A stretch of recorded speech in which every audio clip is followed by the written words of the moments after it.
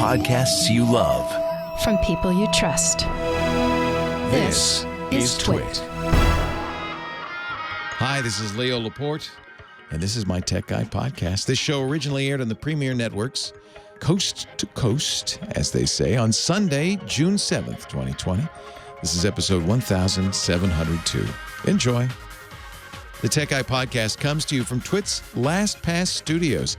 Stay in control when it comes to your company's access points and authentication. Lastpass makes enterprise-level security simple for your remote workforce. Check out lastpass.com/twit to learn more. This episode of The Tech Guy is brought to you by CashFly.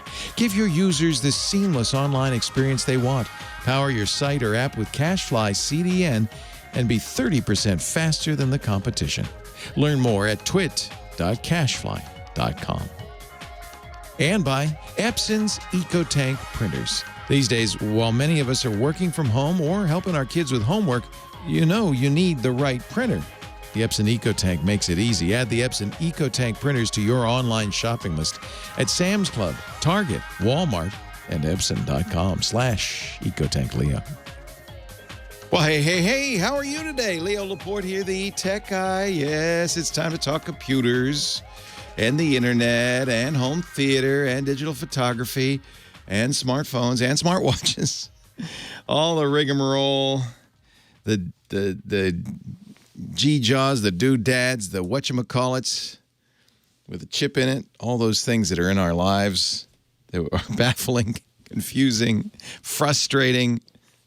8888 Ask Leo, if you're feeling a little frustrated, something's not working, or you got to get something off your chest, 8888 Ask Leo.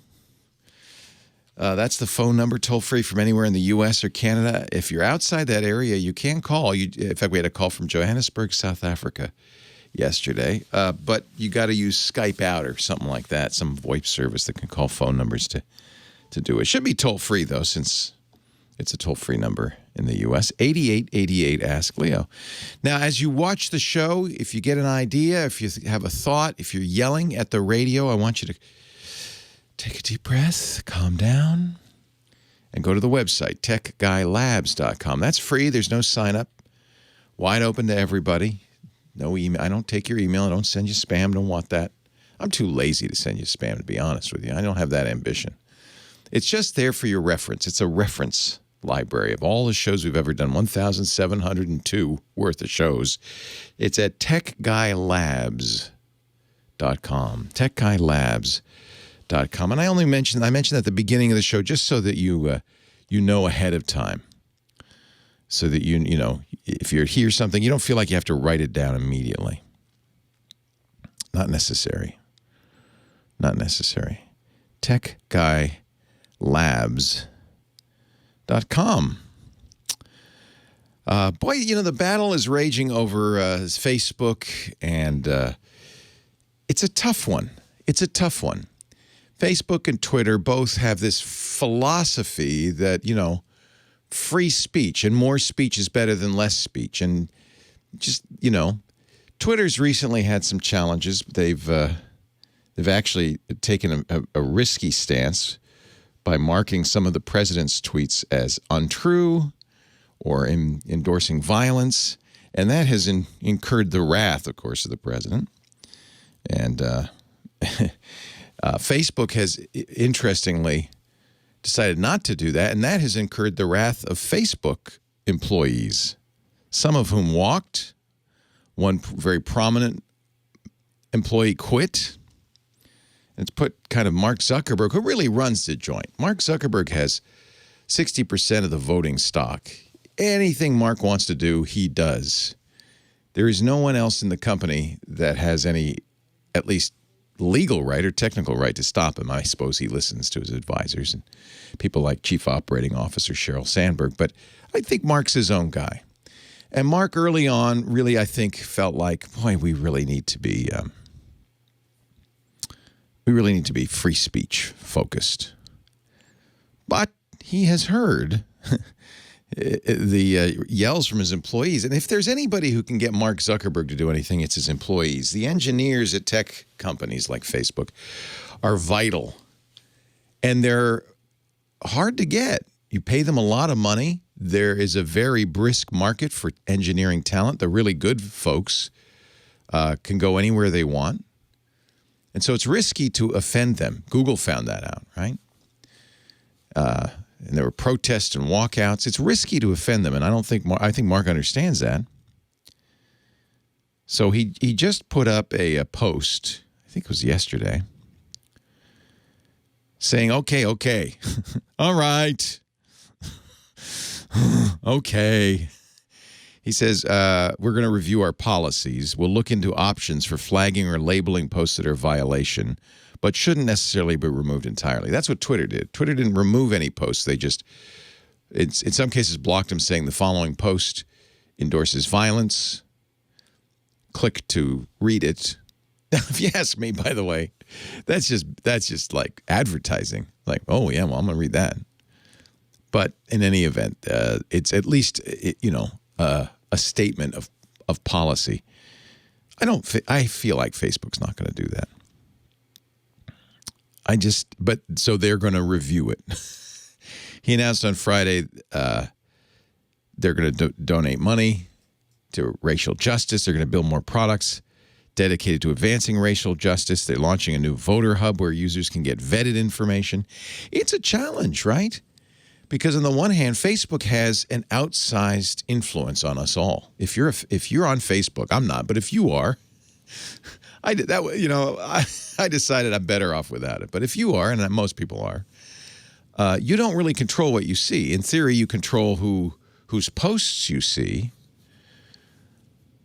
So you can limit your friends, but your friends are sharing, resharing posts from other people. So they're putting stuff in their feed. And then Facebook generates in its news feed what they call an algorithmic feed. It doesn't just show you everything. Maybe you've noticed that. I don't see all of Aunt Jean's posts or Grandma Betty. I don't see Uncle Joe's posts either. I see every once in a while, I'll see one. You don't see them all, do you? You see what Facebook wants you to see. And that's a computer algorithm, a computer program deciding that. Now, of course, Facebook tells the program what the rules are. And in this case, Facebook says, optimize. What do you think it optimizes for? If you're a business, optimize for engagement and stickiness. That sounds disgusting. They optimize. Stickiness means keeping you on the site reading, right? It's kind of related to engagement. The notion that if you're still there, you're still reading, they're still making money. They want you, frankly, Facebook's always said this. We want you to live in Facebook. That would be their ideal. Just live in Facebook. Google has a similar strategy, but the way the way Google does it, they don't have to have you live in Google. They just put Google everywhere. They spread everything with a thin layer of Google. And so it's pretty hard to avoid Google. You use a Google browser. Many of us use Google phones, the Android devices. We go to pages with Google ads. Google's constantly collecting data. So they don't really need you to live in Google. I don't even know what that means. Just put a little bit of Google everywhere. Facebook doesn't have that advantage. They got to get you to go to facebook.com. And they do a pretty good job. Have you ever paid attention? Have you ever looked? Your phone probably can tell you how much time you spend on the Facebook page. And all the time you're there, you're getting fed the timeline, the what they call the news feed. You're getting fed the information that Facebook deems, and it's not a human doing this, the Facebook algorithm deems is going to keep you there. YouTube does that too with the recommendations. You watch a video, you can notice you get another video recommended. In fact, if you have autoplay turned on, it just starts. Waits a beat and starts the next one, then the next one, then the next one. Parents have learned this. They'll put their kid down in front of a benign little kiddie video on YouTube and then walk away for half an hour, ready to come back and they'll, oh my goodness. Because the autoplay just kept recommending. And what it does, others have observed, I think it's true, is it gets more kind of extreme to keep you watching. Facebook has never told anybody what their secret sauce is, how they do it. But they do a very good job about a third of the world's population is on Facebook every month. 1/3 of the world's, I think it's like 2 billion, 2.5 billion now. Whew. Yikes. That's a pretty dominant platform. And so there's the responsibility. If your algorithm and your news feed are pushing people in certain directions, do you have a responsibility to do something about it? And what do you do about it? I kind of agree with Mark. Censorship's a bad idea.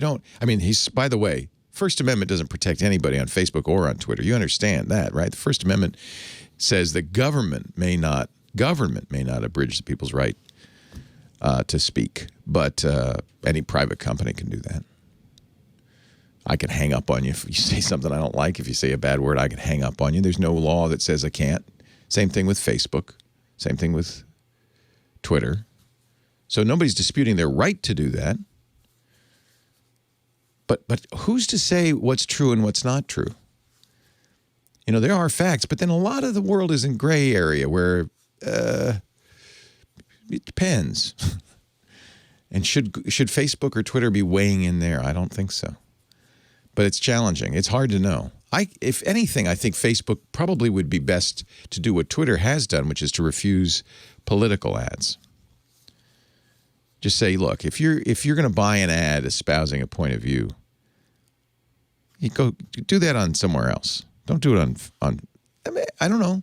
I've proposed that, and then friends of mine, Professor Jeff Jarvis, brilliant journalism guru, says you can't do that because that in effect does shut up people who would buy campaign ads.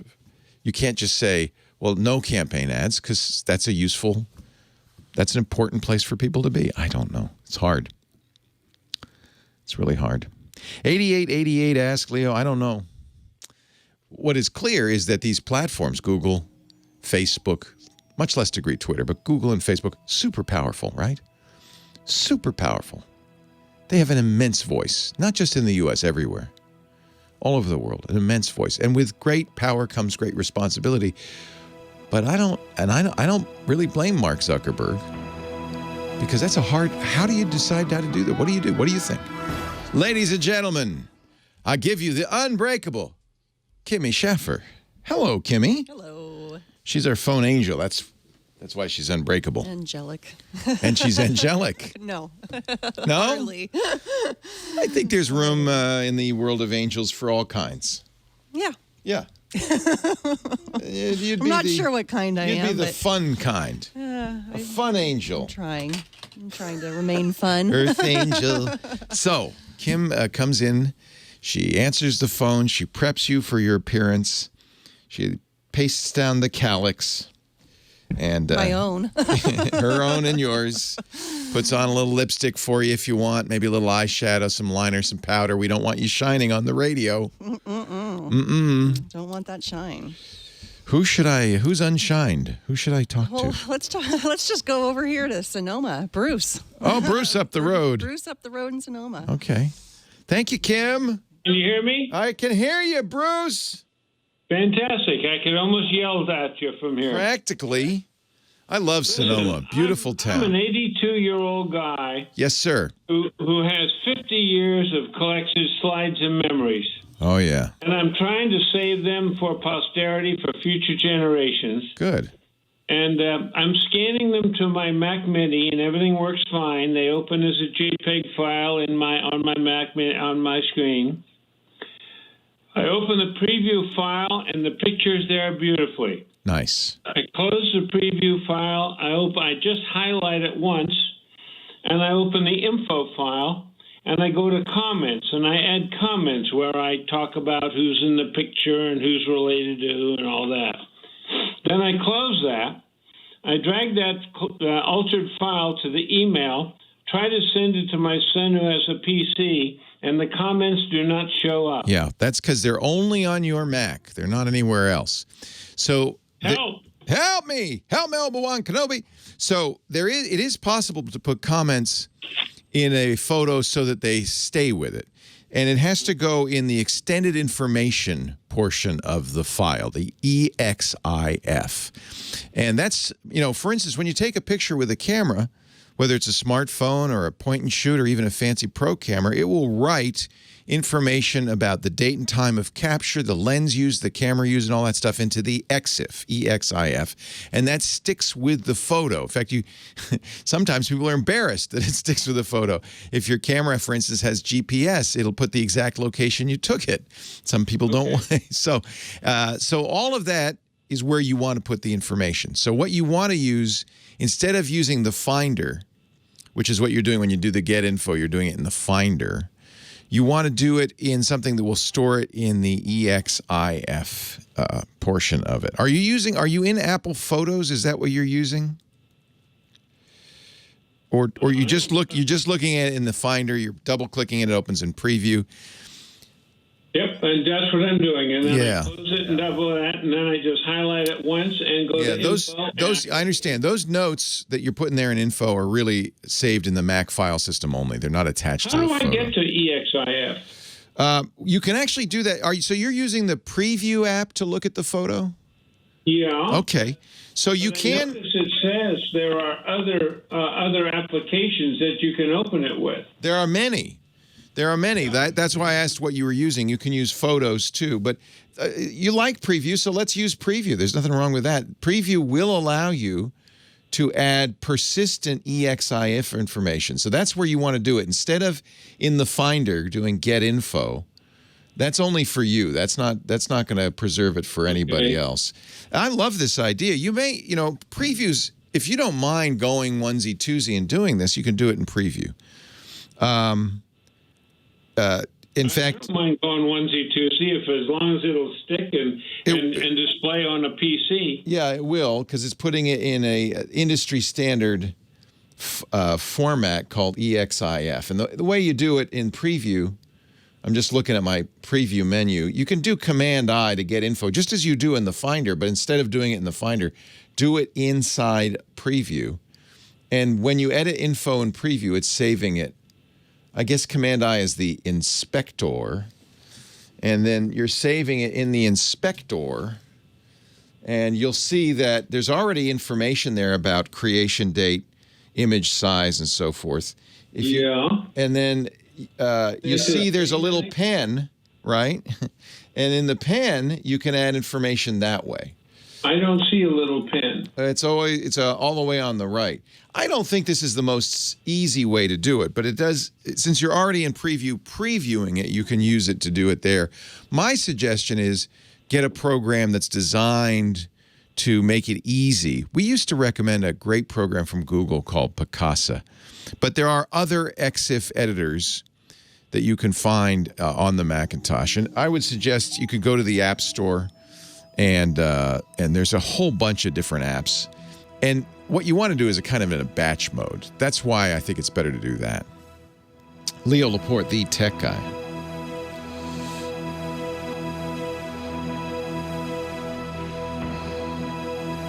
So let me just see what a good EXIF editor is for the Mac. I'm sure if you search for EXIF editor, the reason you would like to do that is because then you could say, for instance, so you got 20 pictures from the time you went to Martha's Vineyard, right? And you could then shift select all of those, and a good editor will let you then add Martha's Vineyard to all of them at once instead of going one by one by one by one, right? Well, I don't mind doing one by one because I'm going through individual. I'm only doing faces and people. Okay. For future generations. Okay. Yeah. That's a good idea. So this is Grandma Sally and all that. Yeah, I think that's a good idea. So somebody in the chat room is saying that there is a program called XNView. The reason I like the batch thing is, okay, maybe you got 20 pictures of Grandma Sally. So you would like to, instead of going onesie twosie, you'd like to say, shift-click the first one, shift-click the last one. Now you've got all 20 pictures selected. You enter at once Grandma Sally, and all 20 of them say Grandma Sally. Well, I don't mind doing it at once because I'm going through thousands of slides, and I have to look at every one to figure out. Anyway. Well, but that's the point. Is a good editor, a good program will show you them in a tray so you can see more than one at a time. You only can see one at a time the way you're doing it. It's fine. If you don't mind doing it slowly, that's fine. It's just you're not putting it in the permanent EXIF storage just by using Finder. That's right. I want to do it one at a time, and I want it to be permanent. How do I do that? EXIF editor. Any EXIF editor will do it. EXIF. If you go to the App Store on your Macintosh, there's one for $1.99 called Photos EXIF editor. That's fine. Photos EXIF, all right. And it's in the Mac App Store. It's $1.99 from SysTweak Software. But that's just one of, if you search for EXIF, you'll find hundreds of them. But that's a good one. It's got good ratings. It's up to date, and it'll make it easy for you. And you can still go one by one. But again, sometimes you got a lot of pictures in a row, and you'll see them all. You know, it shows you 20 pictures at a time, and sometimes you get a bunch in a row of one person. Why have to go through? I'm not saving those because 2 generations from now doesn't care what Yosemite is. I agree. Well, you could do it with Grandma Sally's name, too. Actually, I think Apple Photos, the other thing to look at, Apple Photos does automatic face recognition. I can't remember if it will put it into the EXIF. No, it's okay. I don't mind doing them one at a time. Okay, good. All right. So one at a time. So I go to the Apple Store and get Photos EXIF for $1.99, and that'll solve my problem. Yes, it will. All right. That's all I need to know. I hope it works. I hope it does, too. I know it will. Thanks, Bruce. Thank you, neighbor. All right. Take care, neighbor. Bye-bye. He's a low rider, not because he has one of those special hydraulically sunken cars, but because he drives a Miata. It's Sam Abuelsamid. He is principal researcher at Guidehouse Insights. He does the Great Wheel Bearings podcast at wheelbearings.media, but most importantly, he's my car guy. Joins me every week to talk about automotive stuff. Hi, Sam. Hello, Leo. How are you today? I'm great. How are you? The weather has been fantastic here this week. It's nice. actually cooled off a little bit from the 90s we had earlier in the week. It's like right around 78, 80 right now. And you ever go to the lake? The Lake District. Sun is shining. I hear the Lake District in Michigan is beautiful. Lakes are everywhere around here, which is one of the great things. One of the things I love about Michigan. As soon as you get outside of town, there's lakes all over the place. There's a really nice lake that we like to go hang out at. We took Thursday afternoon off, and we went out there and took Daisy, our dog, and put her on the paddleboard, and I paddled around the lake for a couple hours. Okay. The only problem is winter. Well, I mean, you gotta refill up those lakes with fresh water. That's true. Somebody got to do it. That's right. What do you want to? I see you have an Amazon van behind you. Amazon just made a deal with Rivian, didn't they? They did. Well, they invested about $700 million into Rivian last year. Yeah. Bought a nice big stake in Rivian, and they placed an order for 100,000 electric delivery vans to be built by Rivian, starting in 2022. So we see those Prime vans everywhere. I guess it depends what part of the country you're in, but Amazon's slowly phasing out third-party delivery services for in-house delivery. And I see those Grays vans everywhere now. It would be nice if they were electric. Yeah, well, they've been moving to take over a lot of their own logistics work. So they've been adding their own fleet, and now they're starting to electrify that fleet. And as are a lot of other companies that are doing deliveries. The UPS and FedEx, they've been testing electric delivery vans for a number of years now. Amazon is really going all in on this. They've ordered 100,000 of these things. Wow. And over the next year or so, we're going to see several manufacturers bringing out, this is really going to be one of the big areas of growth for electric vehicles, especially in North America, is delivery vans, cargo vans, because it actually makes so much sense for the fleets that operate these things. These vans often run 100,000 miles a year or more. And when you're accumulating that many miles, the operating costs become a much bigger component of your total cost than just the upfront cost of buying the vehicle. And when you're talking about electricity versus gasoline or diesel, that's a huge amount of savings there that they save. And Ford is, they announced that in addition to the Mach-E that you're getting, they're also building electric versions of the F-150, but also their Transit full-size van, which is also very popular. There's a lot of those in Amazon's fleet.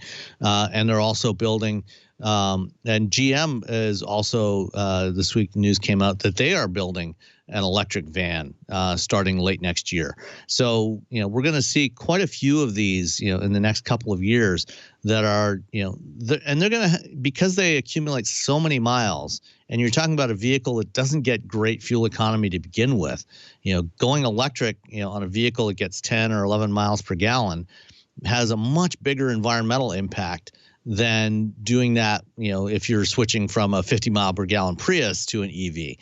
There the savings are a lot in terms of carbon emissions and everything are a lot less. And because they accumulate so many miles, it has a huge impact on the environment. That's what I like. It's a benefit both to the company, they're going to save money, and the environment and the rest and the world around them. I think it's a win-win, right? Yeah, and this is not the only tech area that Amazon's getting into with transportation. They over the last week and a half, there's a company called Zoox, which is based in Foster City, just south of San Francisco. Good name. I like that. Yeah, they are. They've been one of the best funded autonomous vehicle startups. And what their plan was, they were developing not just an automated driving system, but also their own vehicle, custom-built vehicle to be a robotaxi. Should be called the GAD. So you could say it's the Gadzooks. But maybe that's just my idea. I don't, And they raised since they launched in 2015 or 2014, they've raised about $950 million. Wow. But they've been trying to raise another Series D round since late 2018, and they've been struggling to raise more money. And they recently put themselves up for sale. They hired a bank to help them find a buyer, and it looks like Amazon is the leading candidate to buy Zoox, which would be a very interesting fit into Amazon's transportation ecosystem, because they're going to have these big vans from Rivian. But Zoox has already developed this smaller vehicle, which is intended for carrying passengers. But I think it could pretty easily be adapted to carrying packages. Now, imagine if Amazon bought Zoox and they had this vehicle that is most likely going to be basically an Amazon locker on wheels. And have you ever used Amazon Locker for deliveries? Yeah, we have one over at the Whole Foods. There's a whole wall of lockers. Yeah. Yeah. So when you order something and have it delivered to a locker, once it's available at the locker, you get an email from Amazon, and then when you arrive, you just tap on the button in the email, and it pulls up a barcode. You scan that barcode, door pops open, you take your package. You could have completely contactless delivery, especially in urban areas. You have a rolling Amazon locker that rolls up in front of your house or your office. You scan your barcode, you take your package out, close the door, and then it goes on and delivers to somebody else. And the economics of it, I'm not going to get into all of that right now, but the economics of it potentially work out really well for a company like Amazon or anybody else that wants to do deliveries on a large scale. So there's no driver. No driver, completely automated. Yeah. But it would be operating, in cities, would be operating at lower speeds, and because it's not carrying passengers, it simplifies the design of the vehicle a lot. You don't have to have the crash structures you still have to have for passengers. It's just a big box, right? Yeah, or a box full of boxes, basically, because it's a whole bunch of lockers in there. And then that could make for a very interesting proposition. So instead of you going to the Amazon locker to pick up your package, the locker comes to you. They haven't bought Zoox. Is it ZOOX? Is that what Zoox is? It is. Yeah. How did I know? They haven't announced a deal yet, but there's been a lot of speculation over the last week and a half or so that Amazon is the leading candidate to buy Zoox. It does seem like a lot of the autonomous vehicle companies are struggling right now. Why is that? Well, I mean, everybody's struggling right now, because with the economy shut down, car makers aren't selling many vehicles. They're not getting much revenue. For the AV companies, because they don't actually have a business yet. They haven't deployed these things. They don't have any revenue coming in. They're still spending money on their employees and doing development and everything. And right now, they're having a hard time raising more capital from VCs, from VC funds, and so it's a challenge for everybody, raising money to keep the lights on. Yeah. So will we have then fallout? We'll have. Is it going to set us back? A number of these companies. I don't know that it's necessarily going to set us back a whole lot, but I think a lot of the startups that we've seen pop up in the last 4 or 5 years are going to fade away, right? Or they'll either go out of business like Starsky Robotics did earlier this year, or they'll get acquired by somebody like Zoox is probably going to in the next couple of months. The big get bigger. That's always the way, isn't it? Sam Abuelsamid, he is a principal researcher at Guidehouse Insights, writing about the car industry. He's also a podcaster, Wheel Bearings, at wheelbearings.media, and our regular car guy. Thank you, Sam. Thank you, Leo. Have a great week. Leo Laporte, the tech guy.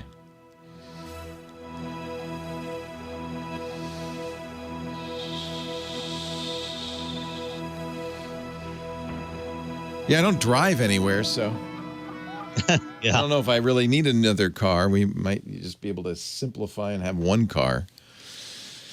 Well, I mean, with three of you in the household, that are potentially driving, two. Well, Michael. What we're presuming is Michael's going to take the Bolt, to college, and it's his. She bought it for him, so it's his. Yeah.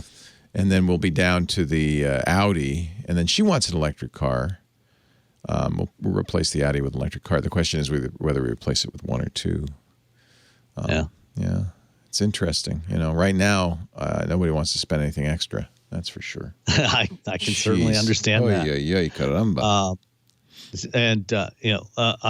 On a completely separate topic, I was listening to the Vergecast yesterday, and I don't know if you follow Lauren Grush's coverage. She's their space reporter. No. And so they had her on there talking about the SpaceX launch. And one of the interesting little tidbits, all those touchscreens in there. Yeah. The interface for those touchscreens is written in JavaScript, and it's all running on Chromium and Linux. It's a website. So basically, this thing is this spaceship is basically a flying Chromebook, because that's all Chrome OS is. Chromium running on on Linux. Yeah. Well, it makes sense. It's easy. They could do quick development that way, which is kind of cool. Yeah. Wow. Isn't that hysterical? Holy moly.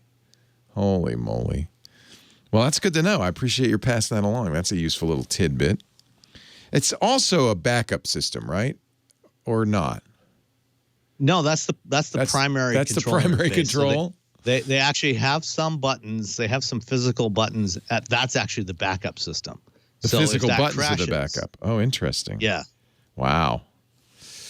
Wowie. It's I'm not exciting. sure I would necessarily trust that. But well, what if your head hit it by accident or something? You break the screen. I don't know. It just makes me nervous. Yeah. Although you could always power wash it, as somebody's saying in the chat room. Gary says, just power wash it mid-flight. Yeah, that's true. Just turn it off, restart it, and you're back to where you began. Leo Laporte, the tech guy, 8888. Ask Leo the phone number. Tony in West Palm Beach. Hello, Tony. Hey, Leo. How's it going? It's great. How are you? Good. Oh, so I just heard your comment about the. I have an iPhone SE. I love it. I never like it's funny. Big thing in my hand. I don't need that big thing in my hand. I know. I was using it because my iPhone 11 had broken, and so when I sent it back, I had the iPhone SE, and it's so light and small. And when I opened up the box with the Apple repaired iPhone 11, it's so with the frame, right? It's so heavy. It's so big. It's like you really you forget how big these phones are because we gradually grew them over a period of years. So one question for you about your recent comment, your phone. So I'm signed up for the beta program, so I couldn't restore my iPhone. I couldn't put iPhone SE, my backup, on the iPhone SE because in the iPhone 6S, I was in a beta program, so the software was a different version. Is that what you're having problems with? Or? No. So all right. My recommendation when you have an iPhone and you send it, obviously Apple says this, that you got to take out the SIM, you got to remove it from Find My iPhone, Right. And most importantly, you should back it up. And I had been backing up. Kind of the modern way of backing up nowadays is not to a computer, but to the cloud. And I had been doing that. I thought I would have expected, as the tech guy, that I would have, right before I shipped it off, connected it up to a computer and had a backup. Because then it's a quick restore to get it exactly the way it was. You're right. You have to have the up-to-date system. I did both, and then it wouldn't restore. It says different operating system. Yeah. And then, so what I did with mine is I had to enable the beta program on the SE, and then I could restore the backup. That's hysterical. The 6S, which I had backed up on the computer and the cloud. Anyway, the reason I called is yesterday you had a caller that had a problem seeing his brand new TV going from a fluorescent backlit. It gave him a headache. It was disturbing. I know what's going on, I think. Okay, fluorescent tubes over time dim. And I think what's going on with him is he's having a bit of light blindness.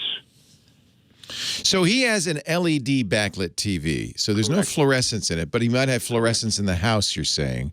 No, he went from a fluorescent backlit TV. I watched the whole episode, yeah. And they dim over time. So my suggestion to him is do them side by side and adjust the settings on the new TV. It's too bright. Dim. You think it's too bright? Yes. Yeah, I think so. That's a really interesting. Yeah, he asked, well, should I use dynamic or cinema? And I said, that's just color and brightness. So I have Sharp TVs that are 10 years old or so. Now, in the Sharp universe, they have that dynamic movie. It's just a label for the settings. It has base settings, but you can change all of that. So really, it's just it's a name for the settings for that. So I'm going to have to amend my answer because I came up with two possibilities. Yeah. One, that the flicker rate was bugging him and suggesting that he change the refresh rate. The other was, and a caller suggested, the blue, some of these screens are so blue they can give you a headache, wear blue blockers. But I'm going to add a third one. It might simply be that it's so much brighter than your old TV that it's hurting your eyes. Turn down the brightness. That's a great suggestion. Thank you. And do it side by side, so you have a apples to apples comparison. Yeah. Instead of sending the TV back, because I'm sure the new TV is way better than his old TV. Oh yeah. I won't send that back yet. And of course, as TVs come out of the box, they're almost always set for the showroom floor, which is the brightest of all settings. Not bright at all. It's terrible. It's like So yeah, you're right. It may well just be it was just too bright. He's used to something a little dimmer. Thank you, Tony. I want to talk about Sam's. He talked about delivery vehicles being electric. Yeah. And my only concern about that is, now you know that to move a load requires a certain amount of energy, whether it be gas, diesel, or electric. Now, Mercedes-Benz is the new Amazon delivery vehicles in my area. They're all Mercedes Sprinters. Right. The V6. Right. I think they bought a lot of those. I see those too. They're so nice. They're so quiet. Yeah. But I wonder what's going to happen is that they just, and I'm sure Amazon's figured out what the load is and how far it will go and that kind of stuff. But the more load you put on an electric vehicle, the more energy it consumes. Right. You know? Right. So I don't know. I'm sure, obviously that's something somebody at Amazon has already penciled out, I would expect. Right? Yeah. But I see people towing with their Teslas all the time. Teslas. Are you serious? Yeah. Oh, wow. Yeah, and I don't, I think once it's moving, it's getting into motion, of course, that uses the most energy. Acceleration to get to speed. Correct. That is correct. Load, yeah. So I don't know. That's a good question. Yeah. I'll ask Sam. Anyway, Thank you, Tony. Appreciate it. Take care. Yeah, good point. Your TV could just be blinding you because it's so bright. It's so bright. The first thing you should do on any TV when you get it home is it'll often be set, and they have different names for it, display mode or shop mode or showroom mode or whatever, but the dynamic mode. It's going to be set for the maximum brightness because people like bright screens. And when you go into a store and you're buying a TV, the brightest screen often wins. First thing I always do, before even calibrating, is turn the TV to the cinema mode or the movie mode. That's the least bright and the most accurate of all the modes. There will be other modes like game and sports, dynamic, but generally I think cinema. Now, at first you might look at it and you go, oh, it's kind of washed out. It's not very colorful. I don't like it. Because we're so used to these pop-in colors and this super bright, but that's really unnatural. And it just takes a little time for you to get used to it. So I always go to cinema mode. And then if you can afford to have it calibrated or you want to take the time to do that, that can make it even better. Tech Guy Podcast brought to you today, as are all our shows, literally brought to you by CacheFly, our CDN, our content delivery network. So grateful to CacheFly. CacheFly's been with us since before Bitcoin was even invented. CacheFly, early on in the days of our podcast network, we were having a lot of trouble getting the shows to people. It was expensive. We didn't have a really reliable system. CacheFly came to me and said, let us do it. And we never have looked back. CacheFly's been delivering content since 1999. And one of the advantages of using CacheFly, besides the fact that they have servers all over the world, so our users are downloading the files from a server near them. That means it's fast. Plus, because it's cached on all those servers, it means you never go down. You never, if the one server goes down, you just go to the next nearest one. It's always working. But And I love it because CacheFly works with you to spread out the spikes. Our downloads of the Tech Guy are heaviest right after the show, and then they trail off the rest of the week. Those big spikes on other systems could cost you money because you might hit a ceiling. Not with CacheFly. They look at the spikes. They smooth out your bill over a whole year.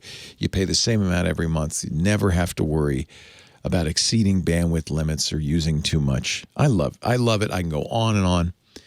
One of the big expenses, though, of any CDN is when you get a cache miss.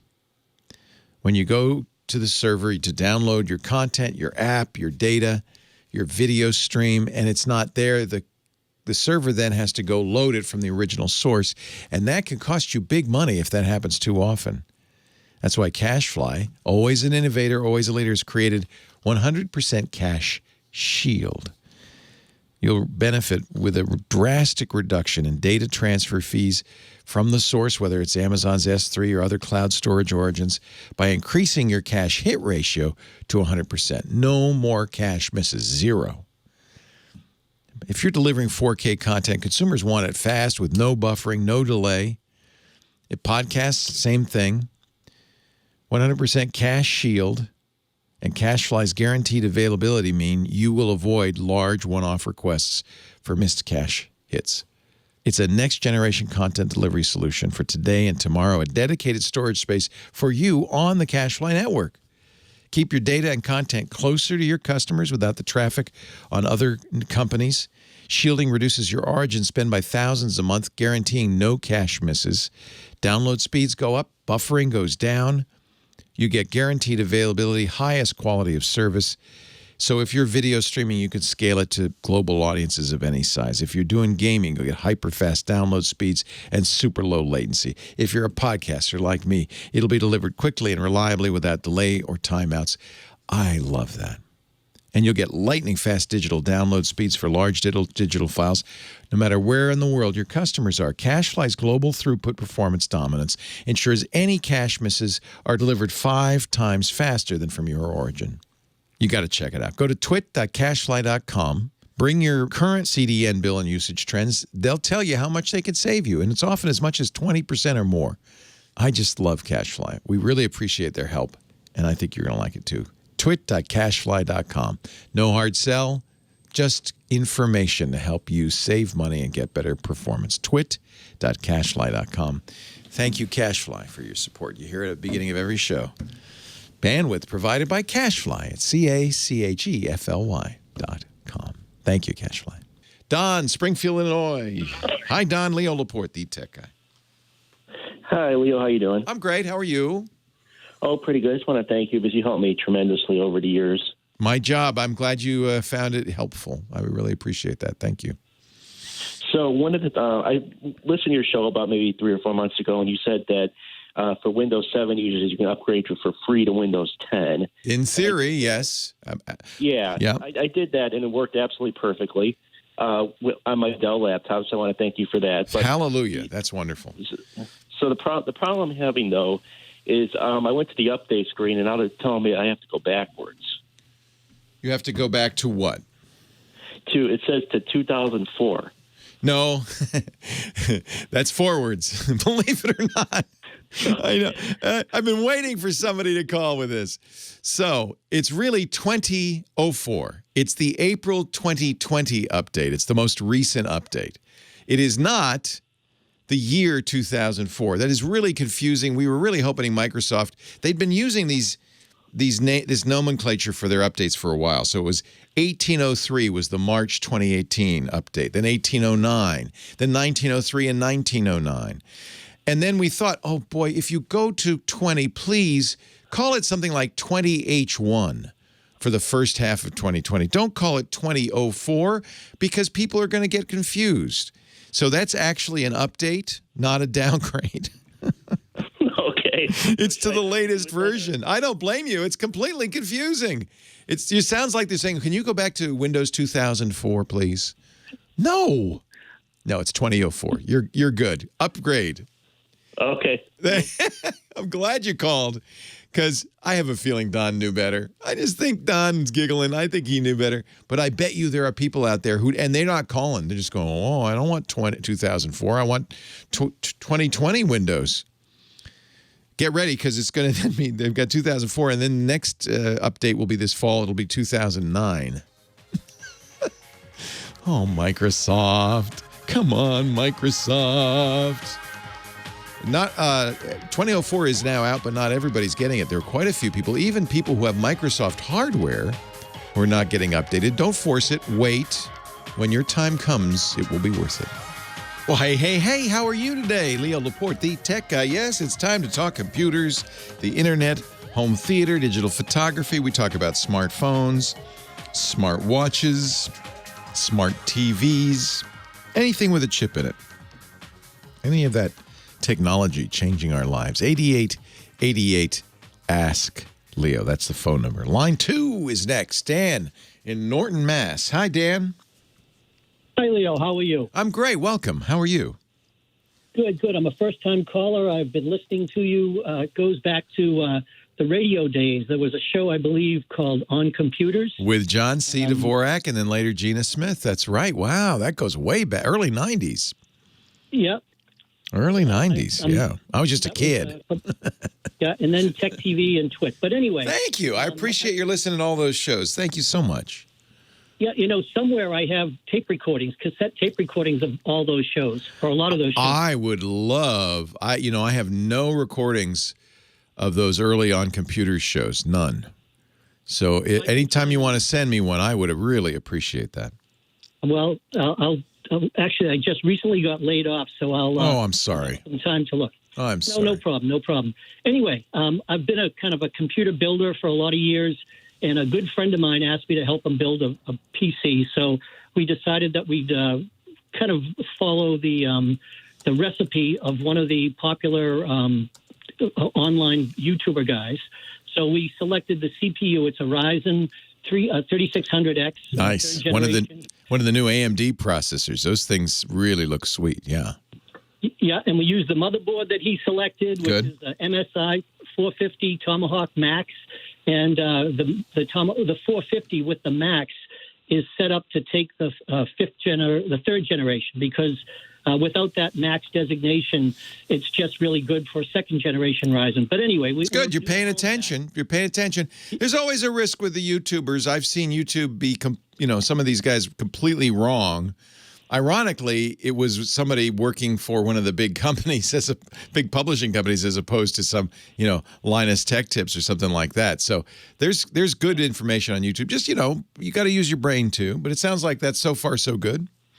Absolutely. And we used the G-Skill 3600 megahertz RAM. This guy, by the way, used to be with one of the major... So he knows what he's talking about. All right. He definitely knows what he's talking about. But anyway, he built it, and it worked fine. Nice. We built the PC in February. We used our own graphics card. We used a 660 Ti, an MSI 660 Ti. But anyway, we built it. It worked for 5 days, and then it stopped working. Oh, man. So I'm telling you. So my and I should just point this out. It's fun to build a computer, but it's also risky because if something like this happens, who are you going to call?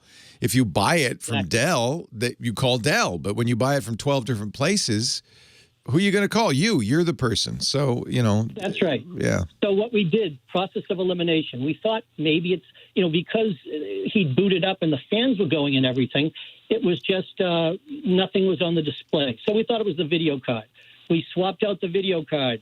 And now we built this in February, but now we're virtually into the stay-at-home COVID-19. So he was ordering these individual components. He got a replacement motherboard. Replacement video card. Popped that in, didn't work. We said, okay, what's next? We thought maybe it was the motherboard. So he took the motherboard out, sent that back to MSI. In the meantime, we got another. This is exactly what happens. You have to replace it one by one because you don't know what's wrong. Yeah, so I'll speed up the story here. But so we turned in, got our money back. He got his money back on the MSI through Amazon. But we have an Asus motherboard. We had the Asus motherboard. And then that didn't work. We booted it up, hoping all the time that this is going to fix itself. That didn't work. So now we we decided that, okay, we're into this thing for 2 motherboards now. Let's return the Asus motherboard. He had sent the MSI motherboard back to MSI, and they gave him a free replacement. So now that came back. So now we figured, hey, the original builder used this MSI motherboard. Why shouldn't it work? And, we didn't want to spend another $100 on a motherboard. It should work. So we put it all back together. Didn't work. Then we swapped. I'll step on the gas here. We then swapped out the RAM because that 3600 megahertz RAM we thought might have been pushing it, even though it was the build that this YouTuber guy did and successfully did, on his video. So we went to a Corsair, a safer 3200 megahertz RAM. We put that in, booted it up. Still doesn't work. We're starting to think. Who in the audience has not been through this? A few, but this is the worst. I've never nightmare. Yeah. Every PC I ever built, booted up the first time, and that was that. This has been, as I said, he's a really good friend, so my credibility isn't too far gone. But we're thinking that it's probably the CPU. I mean, what else can it be? Could be. Could be the CPU. You should look at the CPU carefully. You have been taking it in and out of motherboards. Make sure there's no bent pins. I've actually had this happen by putting in a cable upside down, believe it or not. Did exactly the same symptoms. It could be something that simple. It could be very careful on the motherboard standoffs. You can short circuit motherboards by having a screw in the wrong place. I don't think it's that, but that's one of the things that happens to people building their own stuff. You're sure that the power supply is up to spec and doing what it's supposed to do? It's a Cooler Master 650-watt gold. Those are pretty good, but, Yeah, and actually all the fans, the CPU fan, the GPU fans, and all the case fans, they all work. And there's easy debug LED lights on the MSI motherboard. All 4 lights they flash initially, which, again, I'm not sure. I haven't done enough research to find out exactly what that, sequence is. And then... Yeah, I would definitely look at that because that may be a clue as to what's going on. If the CPU's dead, the power on self-test won't even work. So if you're getting lights, I don't think it's a CPU issue. Boy, I have no idea. This is... Yeah, those lights are on the motherboard, but we can't, Yeah, but the motherboard needs a CPU to give you those lights. Okay, well, interesting. I'm pretty sure, yeah. I mean, it depends what those lights reflect. They're not merely electrical. They're the result of the power on self-test, which doesn't run if there's no CPU. Yeah, and those lights, one is for RAM, one is for CPU, one is for GPU, and I forget what the fourth one is, but they're kind of diagnostic indicators. So anyway, do you think we should go back to AMD and try? No, I wouldn't spend any more money. No, I'd try to get a free one. See if you get a free one. But there's so many things it could be at this point. And so this is a great cautionary tale for anybody who says, it'd be fun to build a computer. Most of the time, as you said, this is the first time it's ever happened to you, Dan. Most of the time, it's fine. But if you have a problem, it can be a hair-pulling disaster. But you're doing it for the fun of it, right? And you got some free time. Gosh, make sure you've got the right heat sink on the CPU and you didn't put too much, of the paste, the thermal paste on there, because sometimes people overdo it. That's just as bad as underdoing it. That there's no air gap between the top of the cooler and the CPU. There's all sorts of things that can go on. I would look at the power supply just to make sure, because you can have enough power to spin the fans, light up the lights, but not enough power to boot. Because remember, as soon as those hard drives, even if their SSDs kick in, they're going to draw a lot of juice. So I would definitely check. This is where a voltmeter would be useful. I would really check to make sure that the PSU is doing what it needs to be. There's so many things involved here. The good news is about the swapping a power supply is not expensive. You don't need such a fancy one. You might even have one lying around. Anybody who does this on a regular basis has all these parts lying around. Oh, I'm so sorry, Dan. I wish I could be more help. You've been listening to me for decades now, since '92. Let's see, it's gonna be 30 years soon. Holy moly! Holy moly! You know what I would suggest, Dan? You're going to find a lot of people of a like mind in our chat room, irc.twit.tv, and this is the kind of thing they love. They have about 3,000 recommendations already. Swap the power supply. Make sure there's no air bubbles in the paste. Check the BIOS postcode. It goes on and on. So, my suggestion is visit irc.twit.tv. You'll find some like minds. Maybe they can give you some help there. This is one of those things. It's just can be really challenging. It's building your own computer is fun. It's a hobbyist thing to do. It isn't going to save you money. Almost certainly is not going to save you money. The only real advantage, there's two advantages. One, you get to know the inside of your computer. It's not a highly skilled job because all of this stuff is just kind of getting the right parts and putting them together. And but you will get to know, and you get to choose the parts. That's the other advantage. You can say exactly what you want to spend your money on and exactly what parts you want. But when something goes wrong, man, who are you going to call?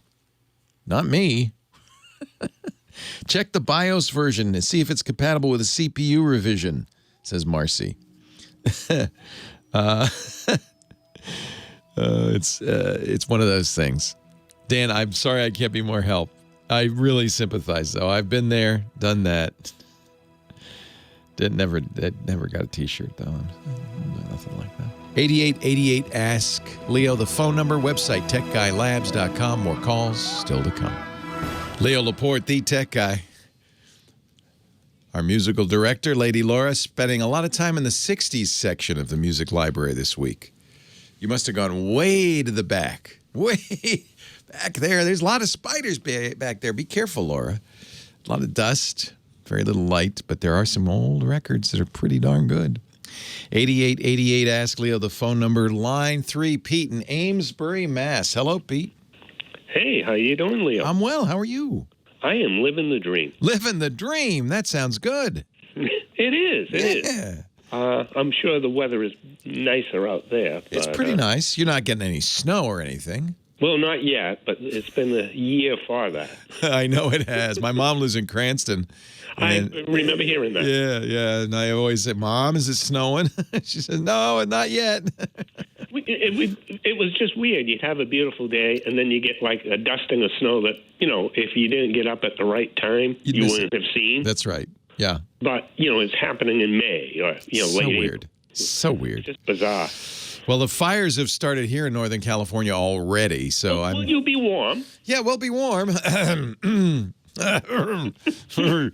can I do for you this fine day? A couple weeks ago, you talked about a product called NextDNS.io. Yes. And I had looked it up on their website, and it sounded good, and I started to download it. And then I noticed when it was just about ready to install, it said VPN.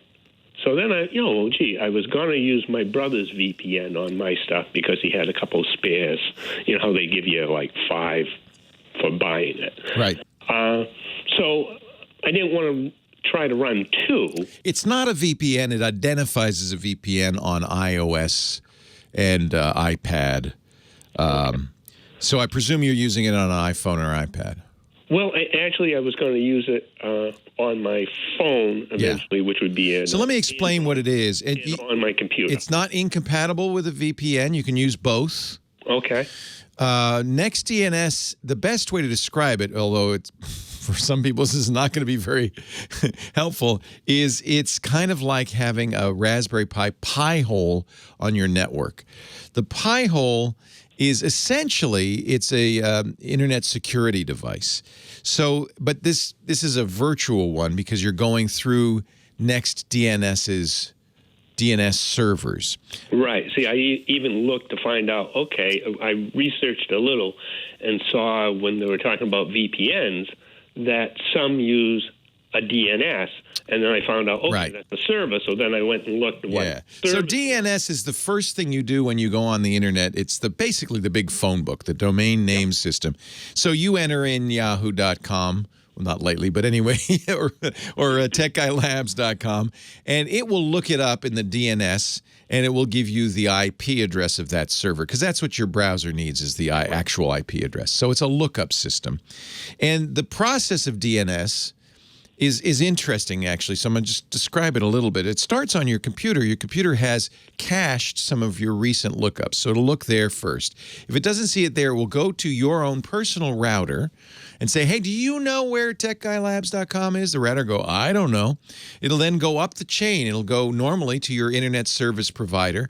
And then if your internet service provider doesn't know, it can go up the chain all the way up to the 13 kind of canonical DNS servers that are up there in the cloud all over the world that keep the main phone book. Essentially, there are many copies of it going all the way down to your computer.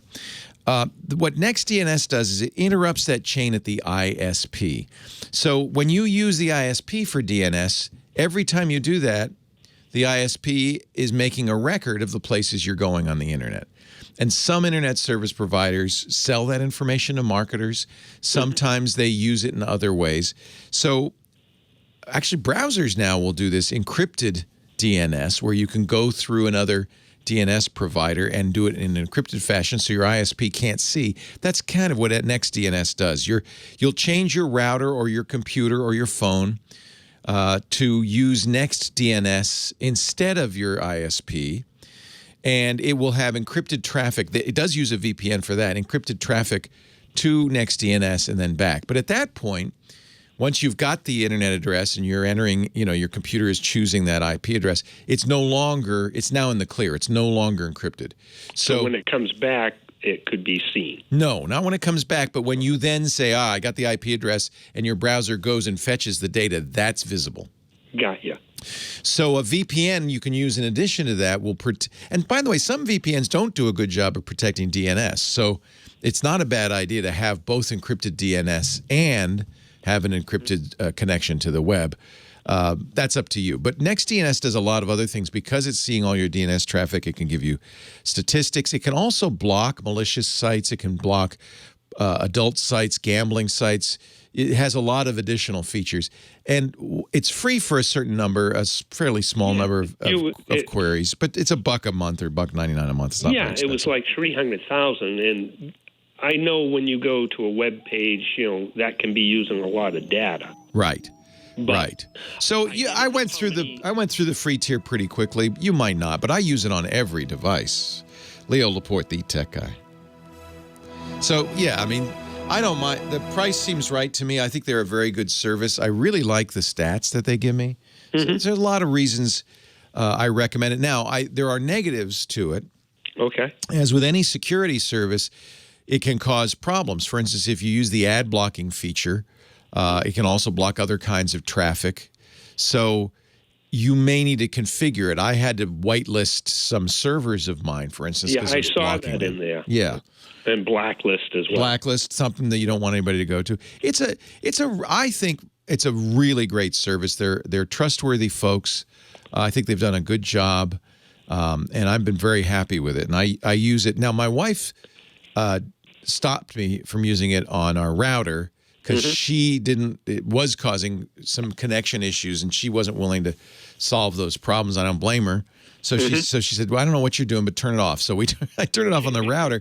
But the beauty of NextDNS is you can use it per device as well. In fact, there's a good reason to use it per device because the analytics are per device. So if you put it on the router, you don't get analytics for individual devices. If you run it on each device, then you'll get analytics for each device, and that's actually nice. See, my router is pretty much a dumb animal, so I would be putting it on my computer, which is Windows 10. That way you can choose which computers are protected and which aren't.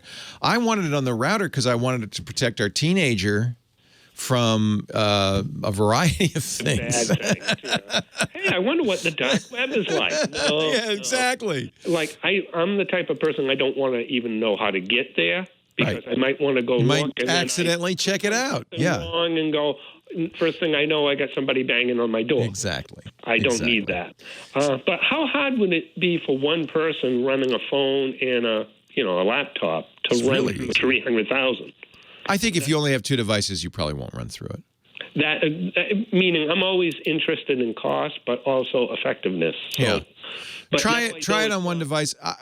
I went through 300,000 pretty quickly, but I put it on the entire network. So that's a lot of devices, including IoT devices and stuff. There's a good reason to do that. And even if you do pay, by the way, it's $12 a year or something. It's cheap. Yeah, it is short money, but I didn't know if it was a full VPN. It's not. Now I know I can run it with both. Yes. And I'm not going to have an issue. Nope. So that's really what I needed to know. Thank you so much, Leo. Hey, it's a pleasure talking to you. Yeah, Take you care. As well. And now I get to hear myself on the radio because yes, you do, Pete. you prompt up later. So you're going to get the answer in about 5 hours. Actually, you come on at 7 o'clock my time. Yeah, that's good. Oh, yeah, 7 hours.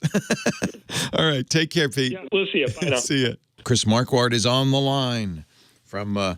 Well, should I give out the discoverthetopfloor.com, or maybe I should give out your new address, Chris Marquardt? Well, the one leads to the other, so it doesn't really matter. But okay. Photo Sensei is kind of the main thing right now, especially as I cannot really do any photo workshops in person or any photo tours. So that's what I've done. I've moved things into the virtual world. You can get the thing you see right in front of you here in a personal session. So the man, the myth, the legend. Personally, yes.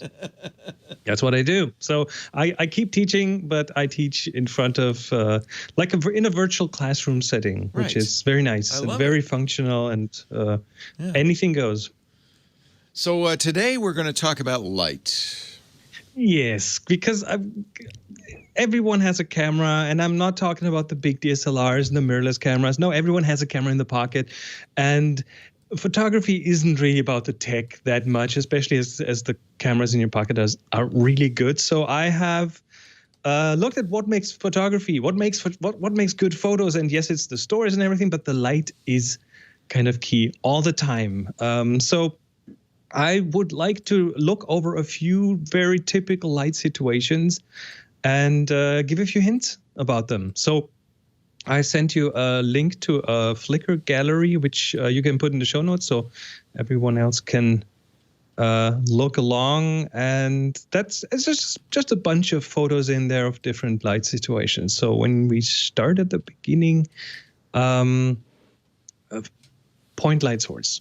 What is a point light source? Well, the sun is one. So if you're out and the sun is out there, you don't need anything fancy. And if a photographer tells you don't shoot at noon, don't believe him, because you get really interesting hard shadows, geometric shapes. It's a really great thing to play with these kind of things. Same with the second photo. You can tell just the shape of the shadows, the edges of the shadows are very hard. So that is a sunlight photo. And if you combine that with some geometric shapes, you got a winner. Black and white helps here too. So that photo is like of a factory floor that's being built or something, with all the repetition and all the lines. And a point light source, like the sun, brings that out. That's just a single point of light. Yeah. A single bright point of light. It could be indoors. It could be just a bare light bulb. That does the same thing. It makes hard shadows, and it is a very edgy kind of light, literally edgy. When you look at the shadows, there's all these edges that it brings out. If we go the complete different direction, we turn that point light source into a big surface, into a big lit surface. Like, well, in the case of the photos in this gallery, the next one is in a car showroom of sorts, which is one big white lit box, and you cannot really tell that there's that much shadow. No harsh shadows, very soft reflections, very soft surfaces, awesome for portraiture. The hard point light source is not that good for portraiture. Sometimes it's a bit, unflattering. Although you could mix them. You could mix them, couldn't you? You can mix them. You can use one big light source, one small light source. Right. Next photo is the same out in nature. Overcast Sky, that's a big light source that turns everything into, it gives everything just a different quality than the harsh light. And it's easier on the camera, and it's sometimes easier to compose. Clouds are like a softbox. Clouds are a huge softbox in the sky. Makes very soft light. Yeah, I like it. If you go on one photo, and this one is an interesting one. We're looking at an indoor scene in a factory-type building, and there are 2 point light sources in there. But what they do is they bounce off of a wall behind them. So what does that wall do? It turns those point light sources into bigger light sources. Just the reflection is bigger, and that gives that interesting mixed quality that you just talked about. You have direct light from the point light sources, but then you also have the soft light from the softer surfaces. So that's something to look out for. Reflectors are a great way to kind of change the light. You can even use something of just a material to reflect, right? Use a white bed sheet, a white sheet of paper, a bit of styrofoam, something like that is amazing ways to make a point light source into a bigger light source. This is nice. This is kind of a yellow mosaic wall, and as a result, it's reflecting the whiter light from the lamps and making it kind of golden. I really like the effect. Yeah, very nice effect. Yeah. Then the next thing is the direction of the light. If you look at light, well, light can come from anywhere, but it turns into really interesting features if it comes from above or behind. So in the case of this photo, that's in a jail somewhere that we visited as a travel group, and this is only a big skylight, light coming from above, but now you get all these reflections off of the railings and things that really brings it out. The next photo, similar situation, but outdoors. There's light coming from behind, and that just makes for a more interesting light situation than when the light's coming from the front. Whenever you take a picture, you're taking a picture of light. But what you're helping us with is being aware of it and what it's doing in the picture. Look around. Interesting light is everywhere, and as soon as you see interesting light, that's when you want to shoot. Indoors, light that's coming in through a window. The next picture is a point light source, the sun, but it's outside coming in through a window and casting an interesting spot of light on the floor. Not just that spot of light is the only light source in that room. So that lights the rest of the room, and it makes a really, really interesting. So this is in a castle or somewhere, and you've got bullseye glass. So one of those old-fashioned windows, and that's the only source of light is light from the outside. You see the reflection of the window or the shadow, I guess. What do you call that? The window's shape projected, a projection. It's a projection. Yeah, it's a projection. On the floor. And that really gives it a moody, interesting look, because you can barely see the walls, but you kind of know you're in a castle of some kind. One last interesting light situation. You want to jump forward like 5-6 photos is what I call volume light. And that's when there is mist in the air or smoke in the air, something like that. And then you add a point light source into that, like the sun coming in through the sky, through a hole in the clouds. Beautiful effect. So there's mist, there's clouds, there's a bright sun, and it's a beautiful effect. Yeah, really cool. So look out for these things. And when you see something like that and your mind goes, oh, that looks interesting, that's when you want to take your camera out. Listen to that little voice in yourself that says, oh, this looks interesting. And it's usually because light is interesting.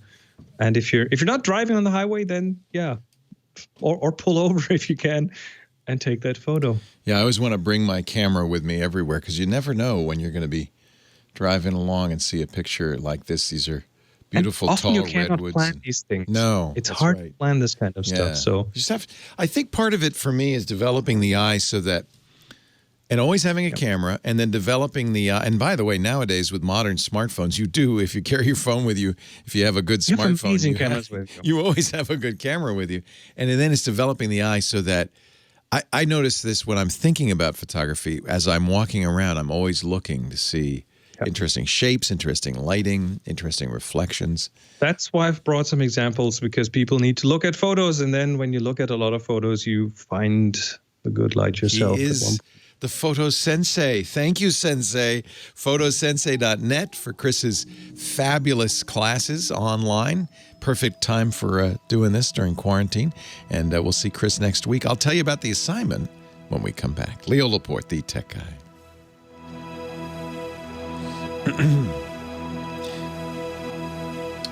Yeah, we were at a honey bee farm, a lavender farm on Monday.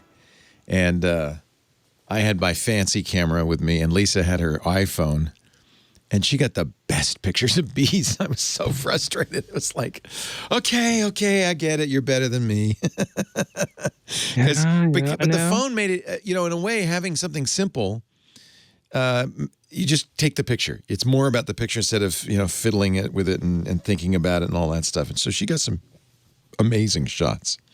Amazing shots. Thank you, Chris. It's the practice as well. Yeah, just doing it. If you shoot a lot and do it a lot, then you cannot help but become better. Is it going well? Is the Photo Sensei going well? You getting some signups? It's starting off a bit slow, but that's I at this point I can't offer like evening sessions in the US. That's the thing. I get more requests from Germany at this point, to be honest. That makes sense because of the time zones and all that. And then I launched this thing pretty much at the same moment when the US went up in flames. So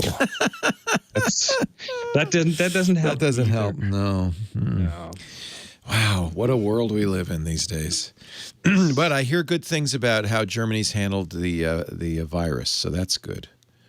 That's good. But I mean, have you seen all the marches over the weekend? Well, the protests are not going to help. Vegas just opened. I was looking at videos of Vegas.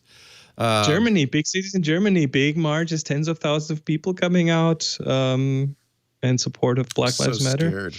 I think, in a way, it's people saying, "Yeah, I know I'm taking a chance." But it's such an important thing. I'm going to stand up for it, and I really honor them for that. I really admire them for that. Yeah. Yeah, it's a very, very, very mixed thing. But oh well. I don't know how we're going to get through this year. Jeez. It's not even half. It's not even half over. No. All right, Chris. Stay safe. Right. Take care. Talk to you in a week from now. Take care. The Tech Guy Podcast brought to you this week by Epson. These days, so many of us working from home. Our kids are home, right? We're helping them with homework and reports and all that stuff. You ever worry about running out of ink in your printer? Well, we want to make sure you have the right printer. The Epson EcoTank makes it easy. That's why we have two at home. These super tank printers have super-sized, easy-to-fill ink tanks.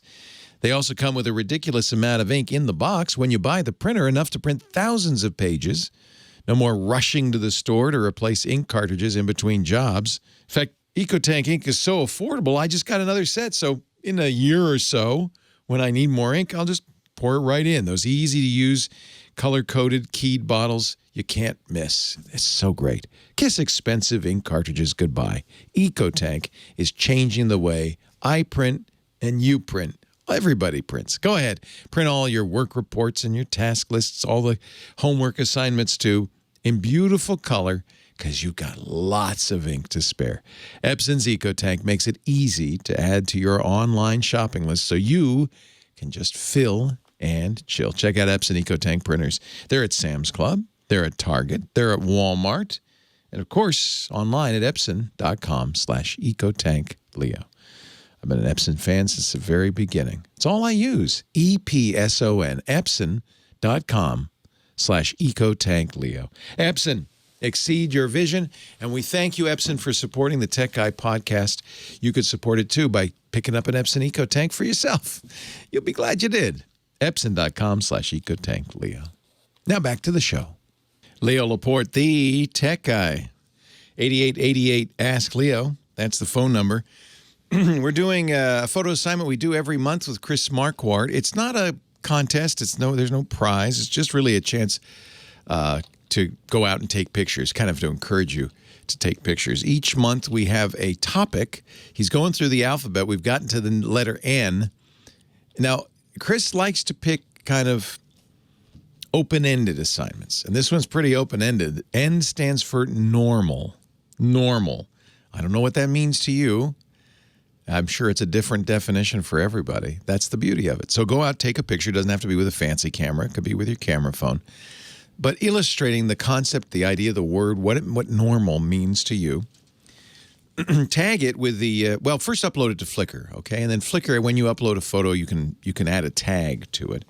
And in this case, you can tag it with whatever you want, but one of the tags should be TG for Tech Guy, normal. TG normal, one word. And then submit that photo to the Tech Guy photo group. You'll know you're in the right one. It's got a picture of me. There's about 11,000 people in there. Renee Silverman, our moderator, will say, thank you for the submission. You can submit up to one photo a week. I suspect we're almost done. So get those cameras out and start taking pictures of normal, whatever that means, and submit it to the Tech Guy group on Flickr. And we'll talk about it the next week or so. Chris will pick 3 photos to talk about. Richard on the line from Windsor, California. Hello, Richard. Run to the phone, young Richard. Hold on, I had to pick up my phone. No problem. Welcome. Oh, thank you. Didn't mean to give you a heart attack there. I'm sorry. I've got a problem, and I feel real stupid about it because I knew better, but I did it anyways. My wife needed Messenger on her Kindle, and I went online, and then I went on the web page instead of going to the store for it, and downloaded something that I have no idea what it is, but it didn't go on the Kindle. And since then, I've had nothing but trouble with every device on my system. Yikes! I've got phishing phone calls that are based on a web page that I've got on my computer, and my phone is acting real buggy. So you wanted Facebook Messenger? Was that the one your wife wanted? That's what she wanted. Yeah. So live and learn. Yes. Go to the Kindle store. It's in the App Store, and you can download it. The problem with Googling something, which is I'm sure what you did, is you'll find some stuff that's legit, but of course the bad guys know that people are going to Google an app, and they're going to pick popular apps, and they're going to create web pages that look, for all intents and purposes, like Facebook Messenger, but it's not. Did you install it on the Kindle? Oh, nothing ever showed up on the Kindle. So I'm concerned. That doesn't mean you didn't install it. It just means it had no modem. It doesn't. So you went to the website, and then did you download anything from the website? Not that I could find. You all you did was you went to the website.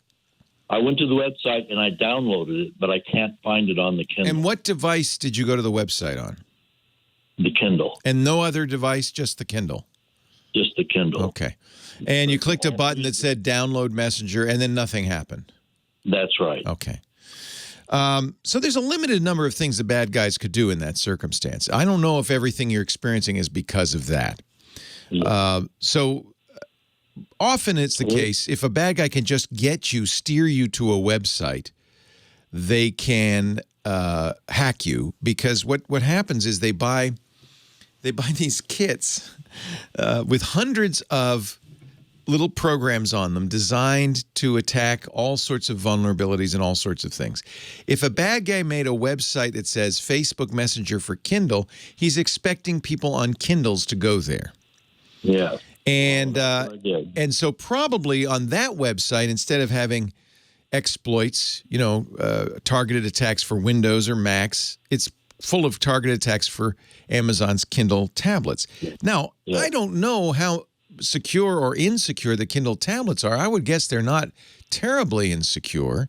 But if a bad guy can get you to run a program, then, you know, you might bypass any security guards on that Kindle, because even when a system of any kind is locked down, if its user wants to install a program, most of the time they're going to let you. Yeah. Right? Because, well, you can't protect a user against everything. Well, my question is it possible he's in my modem? No. No, not at all. Well, it's not impossible. Yeah, that's why I'm intrigued by what you're saying about having a lot of problems on other systems as well. Generally, you went to the fake Kindle Messenger page, click the download button. Maybe he hacked your Kindle at that point. My wife hasn't noticed anything wrong with it. Yeah, but I think probably not. Okay, it is. There are exploits that attack modems. They're out there. Your not your modem so much as your router. Whose router are you using? I'm using Chromecast. Okay, so it's the router that came with your internet service provider's cable modem. Right. So it is conceivable that there's a flaw in that website was going after. Not likely. Okay. Not likely, but it's possible. And yeah, if it's on your router, then it could. That's, by the way, you're exactly right. That's the only way, in all likelihood, it's affected all these other devices. So what I've experienced. First thing you should do, almost all of the router exploits are transient. That is, if you unplug the router, right, let it sit for a while and plug it back in again, it'll flush it out. So it will. In most cases, that's the first thing I do is reboot the router by unplugging it and plugging it in again. Okay, I'll do that. Most of the router exploits I know of don't, in fact, aren't permanently changing the router. They just are a temporary thing. Now, what just happened just before I called you was my keyboard just locked up, and I couldn't enter anything on the browsers. I could enter keyboard entrance on everything else, but not on two browsers. Then I reboot. I had Mac or PC? At the Mac, at the PC. PC.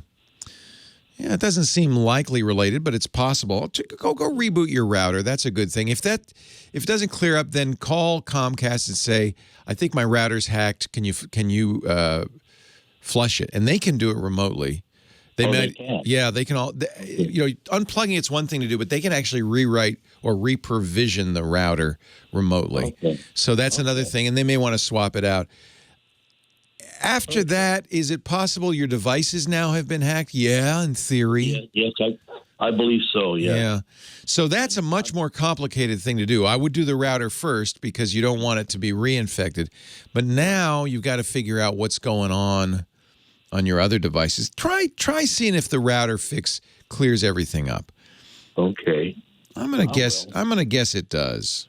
I want to add one other point. Yeah, that's very interesting, and I had a web page where I get my mail-in drugs and to mail-in pharmacy. Yeah, and it's online, and they figured out who that was, and they started sending me phishing phone calls. Related to that may be independent. That may not be related, but yeah, I would be concerned. Reboot the router. Maybe that'll get them out of your system. If it doesn't, you've got a big task ahead of you. You've got to reset all your systems, and that's complicated. Yikes. I hope you're still there. I had to run, Richard. I apologize because I understand. The clock. I was trying to comment on your commercial. The clock never lies. So, how many? So you're getting phishing calls from the online pharmacy, pretending to be from the online pharmacy. Right. That may be unrelated. I mean, who knows about that? But that could be related also. If they've got malware on your router, they see everything that goes through your router, so they'll know all the places you go. The keyboard lockup, it's only when you're on the web, huh? Yeah, and it's working fine now. I powered down. And so maybe you got rid of that thing. What they'll have, they won't have passwords because every time you use a password, it's encrypted. But they will know you went to, for instance, that online pharmacy. So that may be why they're targeting you with that. Well, the very interesting thing that happened was that right after I realized they were in the giving me phishing calls, I went to order, and my credit cards were deleted. And I went on the phone and gave them my new credit card. Good. Do it on the phone. Smart man. Yeah, don't give it to them over the internet. Your credit cards were deleted. Where had you stored them? In the browser? No, I stored them on site. Oh, on the site? On the website. Well, it'd probably be prudent to change your password on that website, for sure. Yeah. They can't see my password if I change it? Normally, normally they can't. So the connection between you and the pharmacy is encrypted. So if they were in your router, for instance, no, they wouldn't see it. They'd see you were going there, but they wouldn't see the transaction.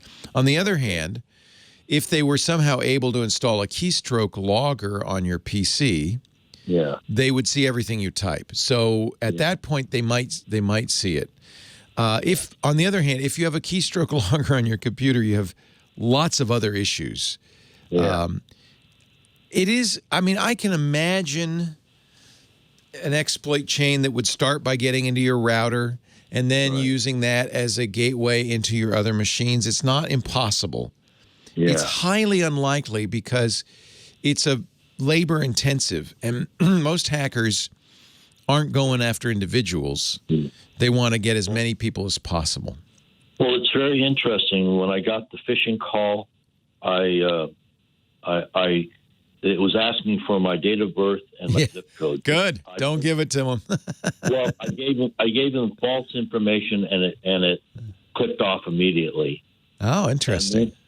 And then I called back that number, and I heard something like somebody had butt dialed me or something like that. And I could hear all kinds of talking and things, but nothing.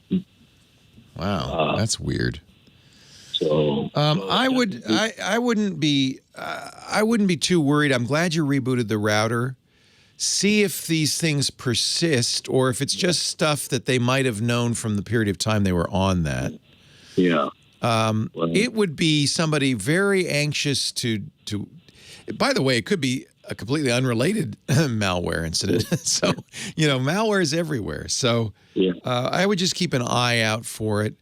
And if other weird things happen, you can download programs like Malware Bytes, then try to find the infections.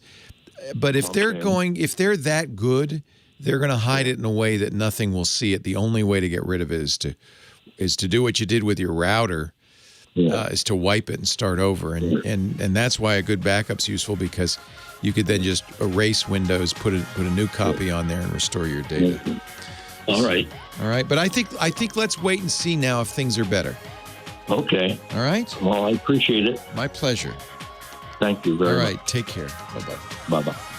Well, hey, how are you today? Leo Laporte here, the tech guy. Time to talk computers, the internet, home theater, digital photography, smartphones, smartwatches, and the devil in the router. 8888 Ask Leo. That's the phone number. 888-827-5536, toll free. From anywhere in the USA or Canada. Outside that area, you could still call, but use Skype or some other VoIP solution that lets you call real phone numbers, and that should be toll-free because it's a toll-free number you're calling. 8888 Ask Leo. Website, techguylabs.com. Everything we talk about is there. It's free. There's no sign-up. You can leave comments, too. Router malware is unfortunately more common than it used to be, because it used to be bad guys would attack your computer. They try to get you to download something on your computer. But now there is router malware, and unfortunately, it's a big problem, probably going to get bigger, because people started updating their computers pretty consistently, pretty regularly. We've all done a wonderful job Microsoft pushes out updates every month. Apple pushes them out sometimes even more often. Your phones get updated regularly, and it makes it harder and harder for bad guys to find a way in. Meanwhile, your little router, which is a computer, believe it or not, it's got a processor, it's got memory, it's got storage. It sits there chugging along all day, every day, without updates, often for months and years, right? When's the last time you updated your router? And unfortunately, all but the best modern routers don't update automatically. That's one of the reasons we regularly recommend these new mesh router systems, because as far as I know, all of them automatically update. If there's a security flaw discovered, they can fix it without intervention on your part. They just push out an update. That's not true for most routers. It's definitely not true for the routers you're getting from your cable company or your phone company. And so bad guys have thought about it and said, we could probably get in there if we could only find a flaw. Well, it turns out there's lots of them. There are actually all kinds of flaws, all kinds of problems. And because your router is on the internet, everything you do on the internet goes through that router. It's just ripe. It's ripe for the plucking. So the one that is probable, because it's out there on when it attacked 500,000 routers got it. It's called VPN filter. There is a check tool you can get from Symantec. Other companies also offer it. But in general, these router programs, because your router doesn't have a hard drive that's easy to write to, it's firmware. The software isn't firmware. Most of the time, these router exploits don't modify the firmware. They can't. So unplugging your router, something nobody ever does, but unplugging your router and plugging it back in again will often get rid of the malware. VPN filter attacked malware routers from Asus, D-Link, Huawei, Linksys, Microtik, Netgear, QNAP, TP-Link, Ubiquiti, UpLevel, and ZTE. All of them.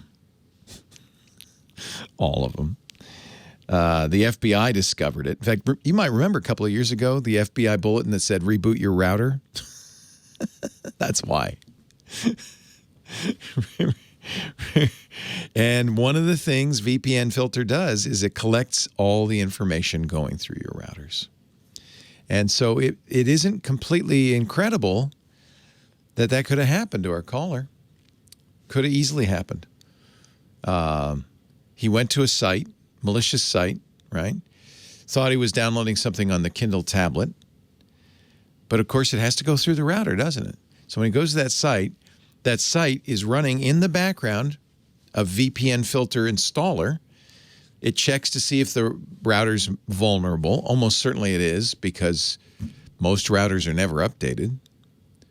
It goes, oh, nice, and installs itself. And it sits there, and it does what it does, which is monitor your traffic. And it could very well explain why you're getting spam calls from sites he visits and so forth.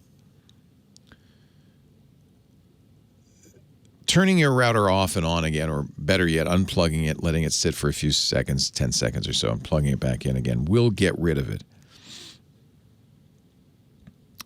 But it might not be a bad idea at that point to check to see if there's a router firmware upgrade, because maybe if you're lucky, a lot of companies just go, yeah, that router's old. We're not responsible.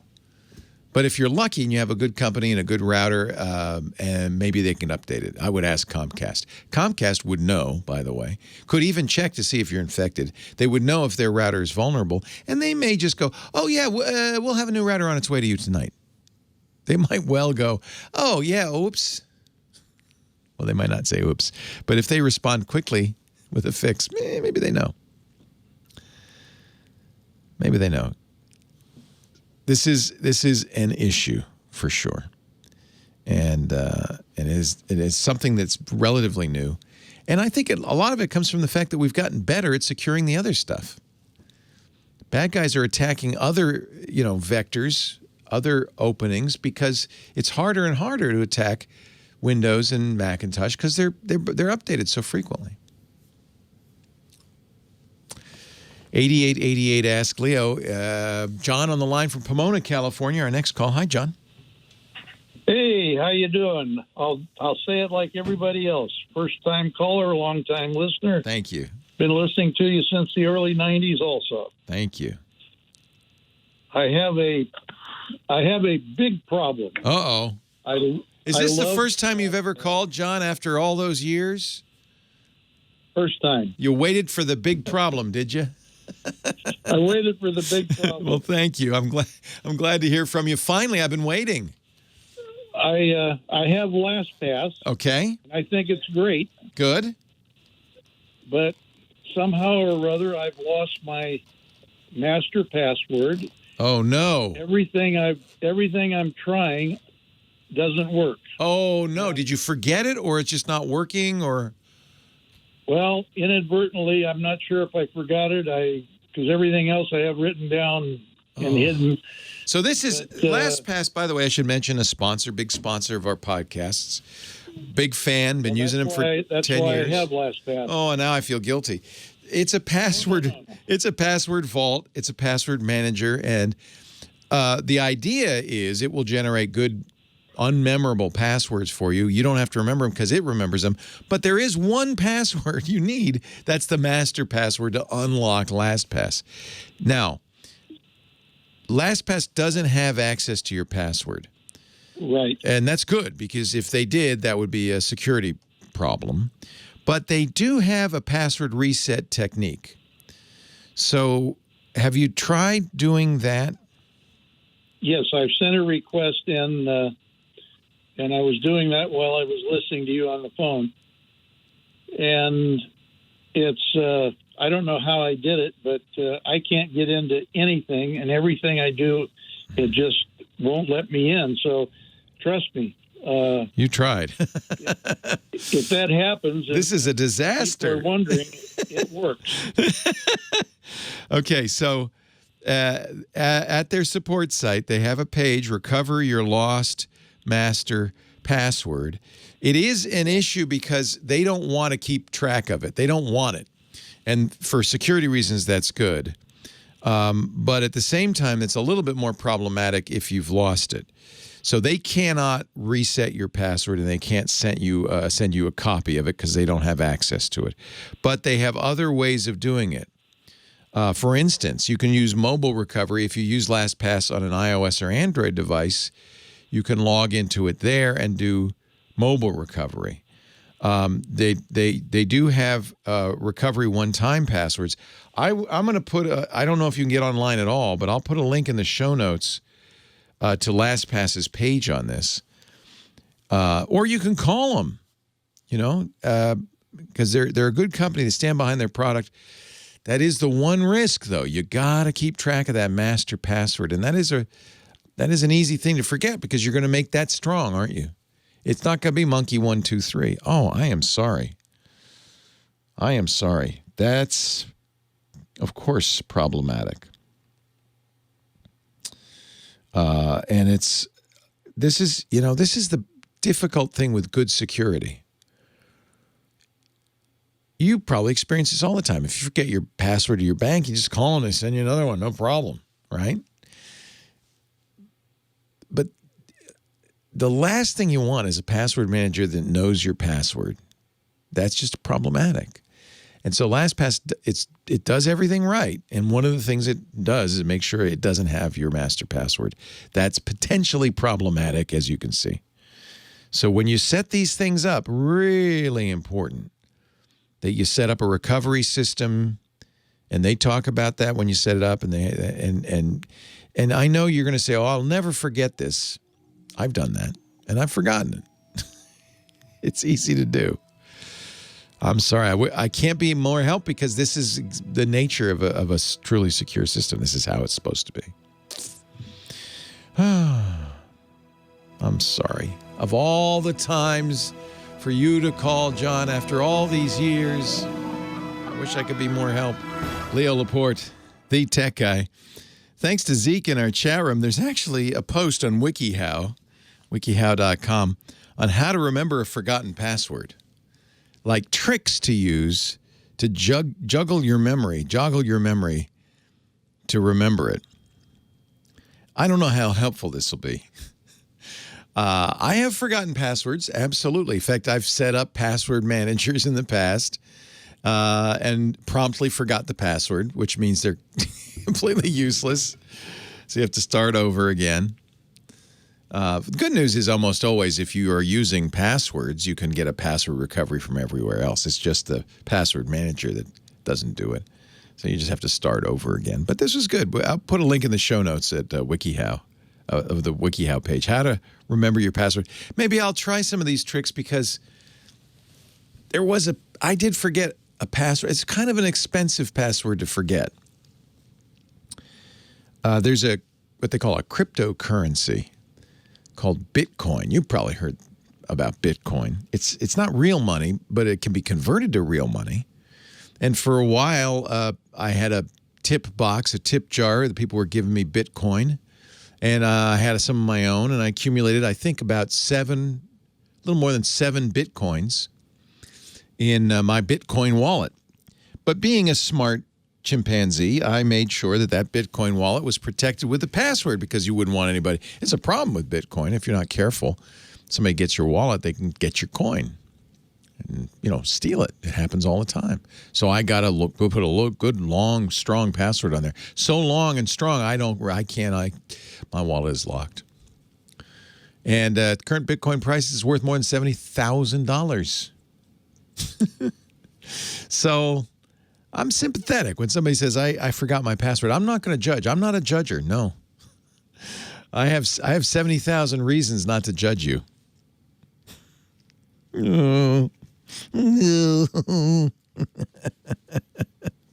Actually, I know worse stories. Good friend of mine who shall remain nameless but is fairly well known. When Bitcoin first started, we were talking actually about Bitcoin on one of our shows. He was explaining it, and one of the things about Bitcoin, in order to get it started, to seed it with some coins, you can mine it. But you're not with a pickaxe in a cave. No, you're mining it with your computer, doing difficult math problems. And you can generate Bitcoin. Now, this Bitcoin gets harder and harder to mine as time goes by, to the point now where it's so expensive, uses so much electricity to mine, it's probably not worth it unless you get your electricity free. And at some point in the next few years, it'll cut off. It's like, okay, we got all the Bitcoin we need, no more mining. But my friend Steve, who shall remain nameless, not his real name, when he, this was in the early days of Bitcoin, when it wasn't so hard to set up a Bitcoin miner. You could just put it on your old computer. He did. Wakes up the next morning and ching, there's a little Bitcoin has fallen out of his computer. 50 of them have fallen out of his computer. Wow, nice. Now, Steve, like me, he didn't really value that Bitcoin a lot. In the early days, it wasn't worth that much. Maybe it was $50 of the Bitcoin or something. So he didn't keep track of it. And in fact, I think what's happened is he accidentally erased the hard drive and he no longer has it. But that would be worth close to $500,000 today. If he only hadn't erased it. There's the story the famous story of the Bitcoin pizza. And this, again, goes back to a time when Bitcoin wasn't worth very much. It was in 2010. Bitcoin was about a year old. A guy named Laszlo Hanyecz learned that his local pizzeria was going to take Bitcoin for payment. Wow, he thought, this is great. This is a sign of the times that Bitcoin is now being accepted for pizzas. I love it. And he went out and he bought 2 pizzas for himself. At the time, Bitcoin was maybe worth $1. I don't know. Less than that, probably. He bought 2 pizzas. He spent on those 2 pizzas, get ready for this, 10,000 Bitcoin. Oh, boy. What's 10,000 times 10,000? Because Bitcoin's almost $10,000 each right now. That's like $10 million, right? That's expensive pizza. Yeah. Wow. I'm sorry. Did I say $10 million? How about $100 million? $100 100 million. I dropped to zero. Easy to do. $97,549,600 in today's Bitcoin prices. But you didn't know in 2010. Who knew? You got a nice pizza. Better have been a nice pizza for $100 million. Well, it wasn't 100. 2 pizzas, so $50 million each. Wow. They now call that day, May 22nd, Bitcoin Pizza Day. We just had the 10th anniversary. Should have celebrated.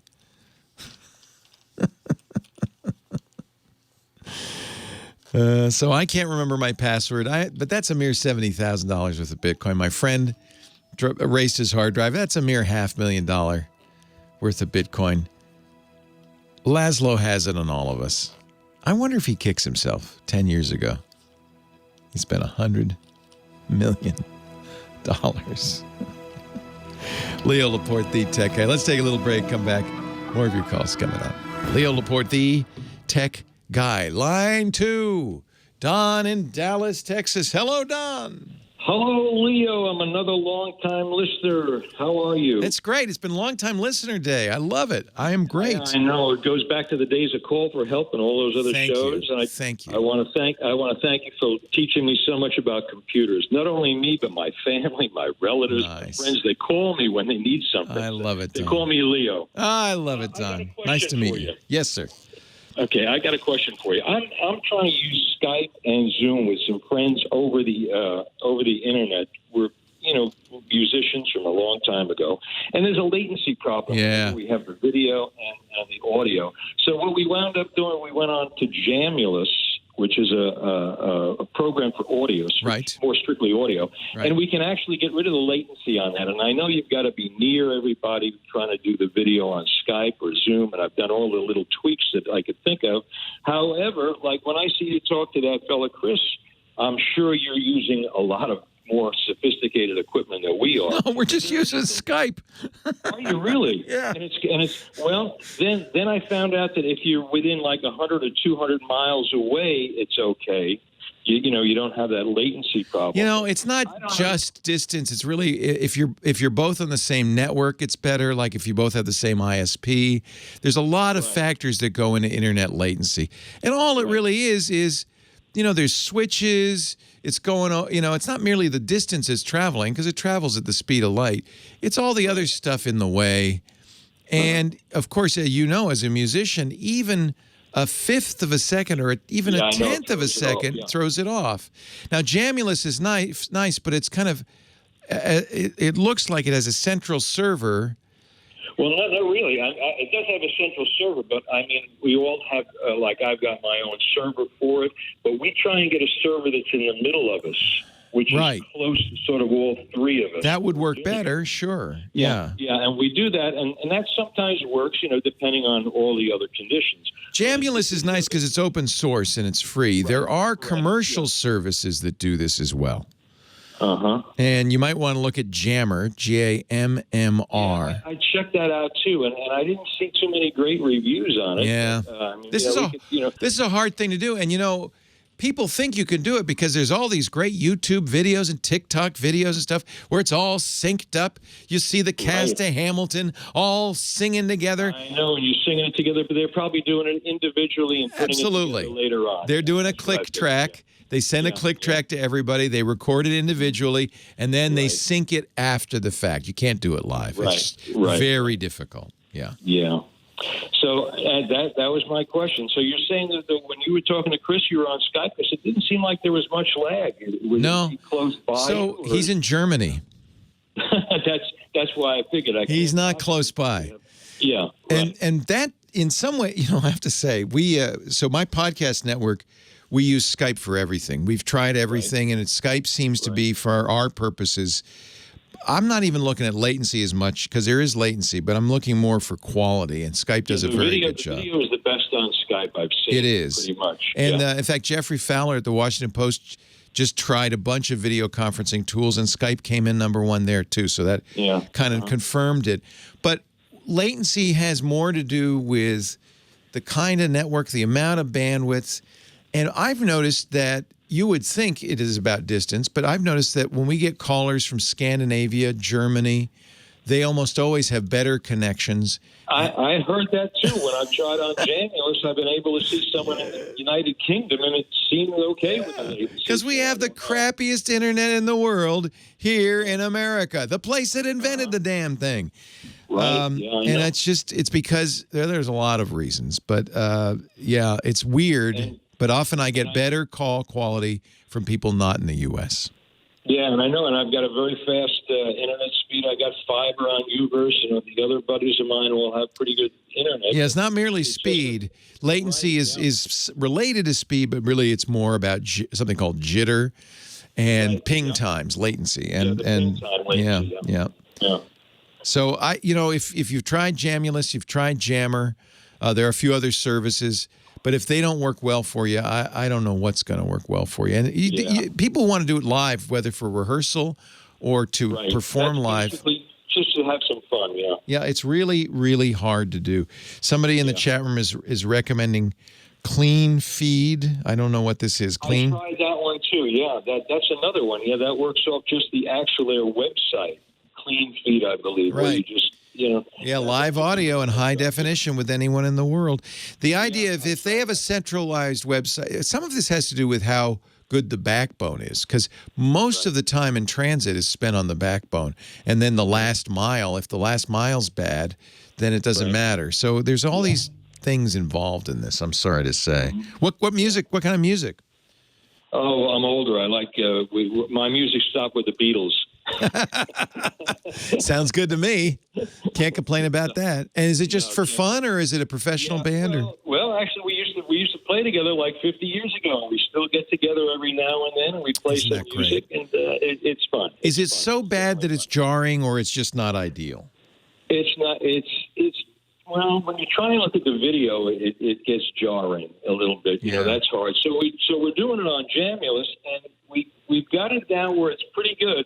But we find that as we start, for some reason, everyone starts to get slower, which doesn't make sense.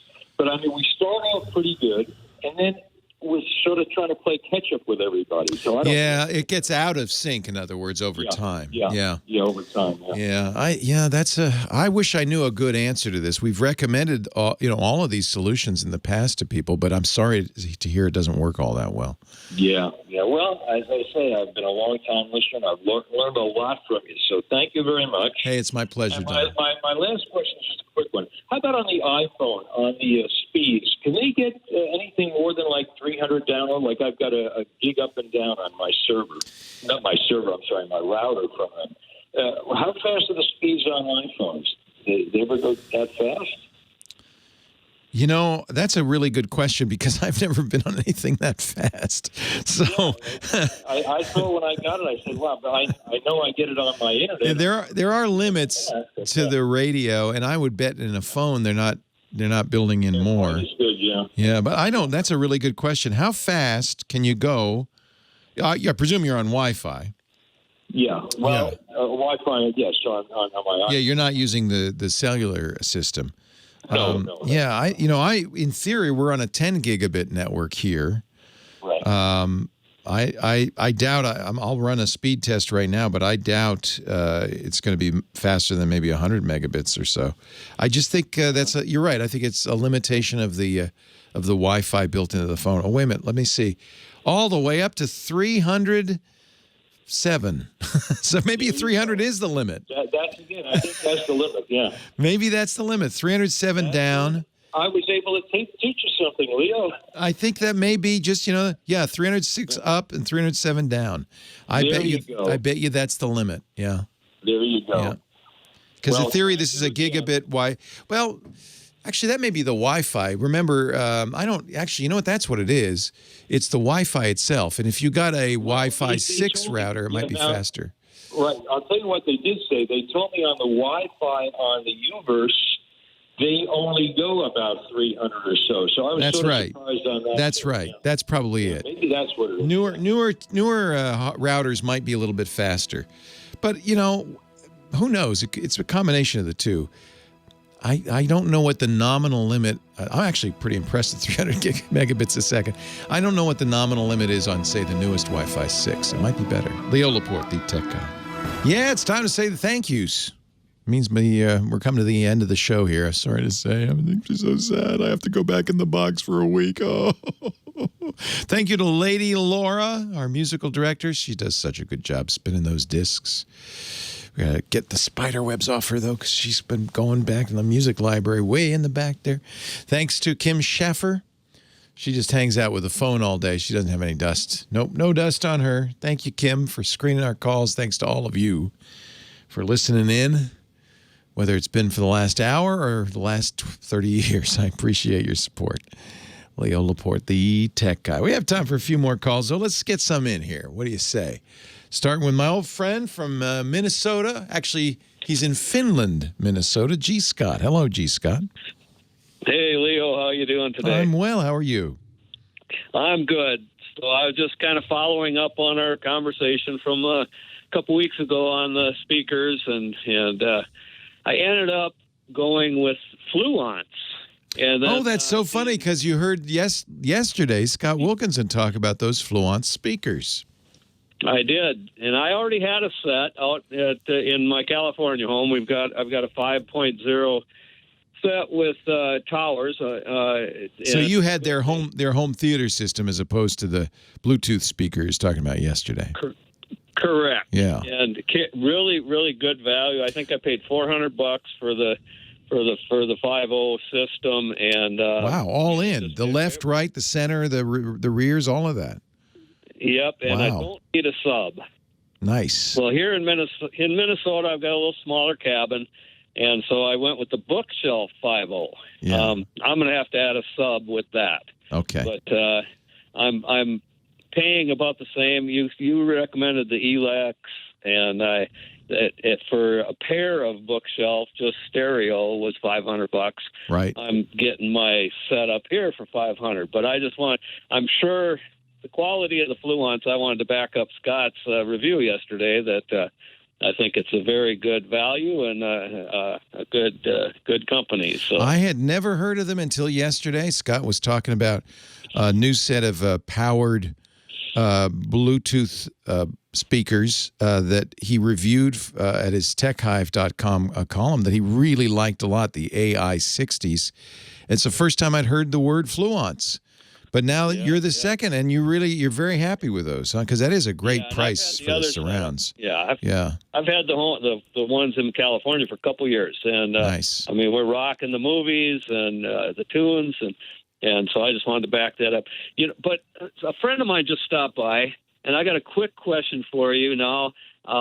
Just happened to be on hold, and he swung over.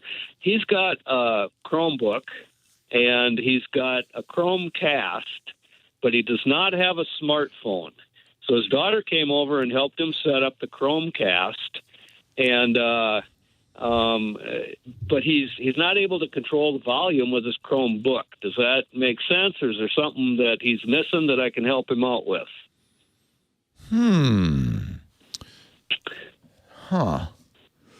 No, I don't know. Do you normally control the volume with your smartphone if you're using a Chromecast? I guess you do.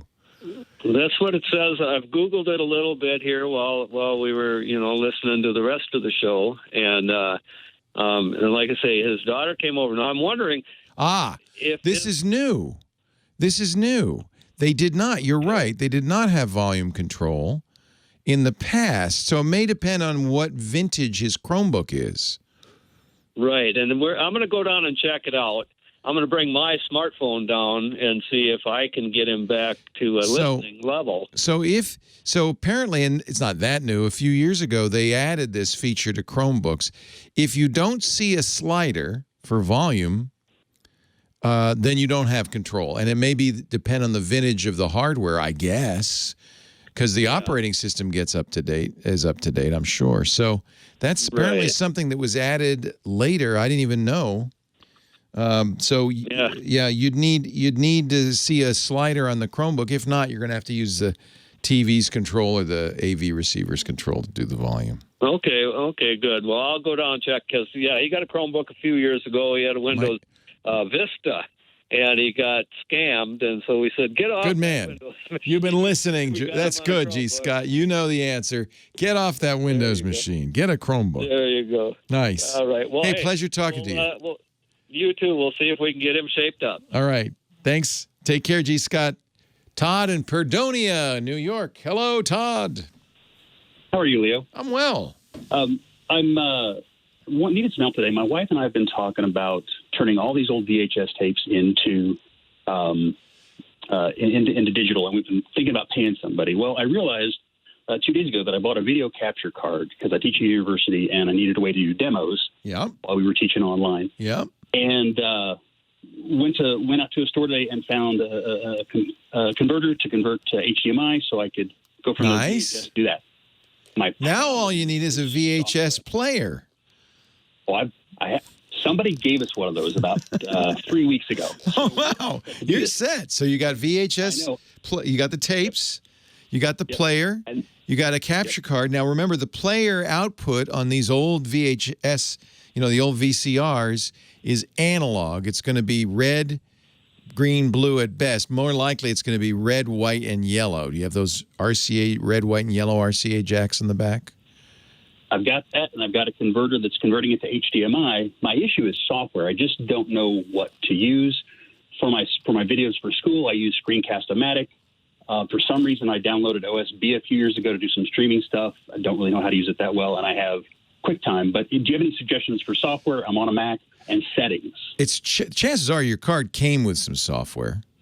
But if it didn't, let me see what I would recommend using for a Mac for video capture. I think you could even use iMovie. As long as that card looks like a camera, which I bet it does, I would use iMovie. Okay. Yeah, it does see it as a camera. I've got Signal going to it. I was using a switcher app for my school videos, OSB, QuickCam. OBS, yeah. And it shows up fine there. Yeah. Yeah, so that means it's showing up as, it could show up as a webcam, or it can show up as, either way. Yes, iMovie, you'll see it. And iMovie has nice editing features, so you can cut out commercials, or you can cut out, messes and stuff at the beginning and the end. You can capture it in a variety of formats, including Apple's own high-quality formats, although I think MP4 is probably sufficient. Remember, the VHS source material isn't very high quality. I think it sounds like you already got everything you need, my friend. Okay. But I'll give iMovie a try. Thank you. Let me ask the chat room if they have any better recommendations. Our friend Jason Howell, in fact, just did something, but I bet he did it for Android. I don't know if he did it for the Mac on video capture. Final Cut Pro, of course, would work as well, but iMovie's free, comes with all Macintoshes, has all of the features it needs. I think that's probably the best way to go. It's nice to have a little video editing capability. The one thing they took out of iDrive is that burning to CD or DVD, right? You can't burn DVDs, but if you don't mind, I wouldn't burn it anyway. Will Handbrake capture from a camera? I don't know. I think iMovie would be my vote. 8888 ask Leo. Oh, I guess there's no point in giving you the number because we're done. We're done for the day. I will be back next week. If you listen to the show and you've got questions or suggestions, don't forget the website's open all week long. TechGuyLabs.com. There's no charge to use that, no sign up either. And of course, our Twit podcasts. If you like tech, go all week long too. They're at twit.tv. It stands for This Week in Tech. TWIT.tv. I hope you have a great, safe Geek Week. Leo Laporte, the Tech Guy. Take care. Well, that's it for the Tech Guy Show for today. Thank you so much for being here. And don't forget, TWIT, T-W-I-T. It stands for This Week in Tech, and you'll find it at twit.tv, including the podcasts for this show. We talk about Windows on Windows Weekly, Macintosh on MacBreak Weekly, iPads, iPhones, Apple Watches on iOS Today, security on Security Now. I mean, I can go on and on and on. And, of course, the big show every Sunday afternoon, This Week in Tech. You'll find it all at twit.tv. And I'll be back next week with another great Tech Guys show. Thanks for joining me. We'll see you next time.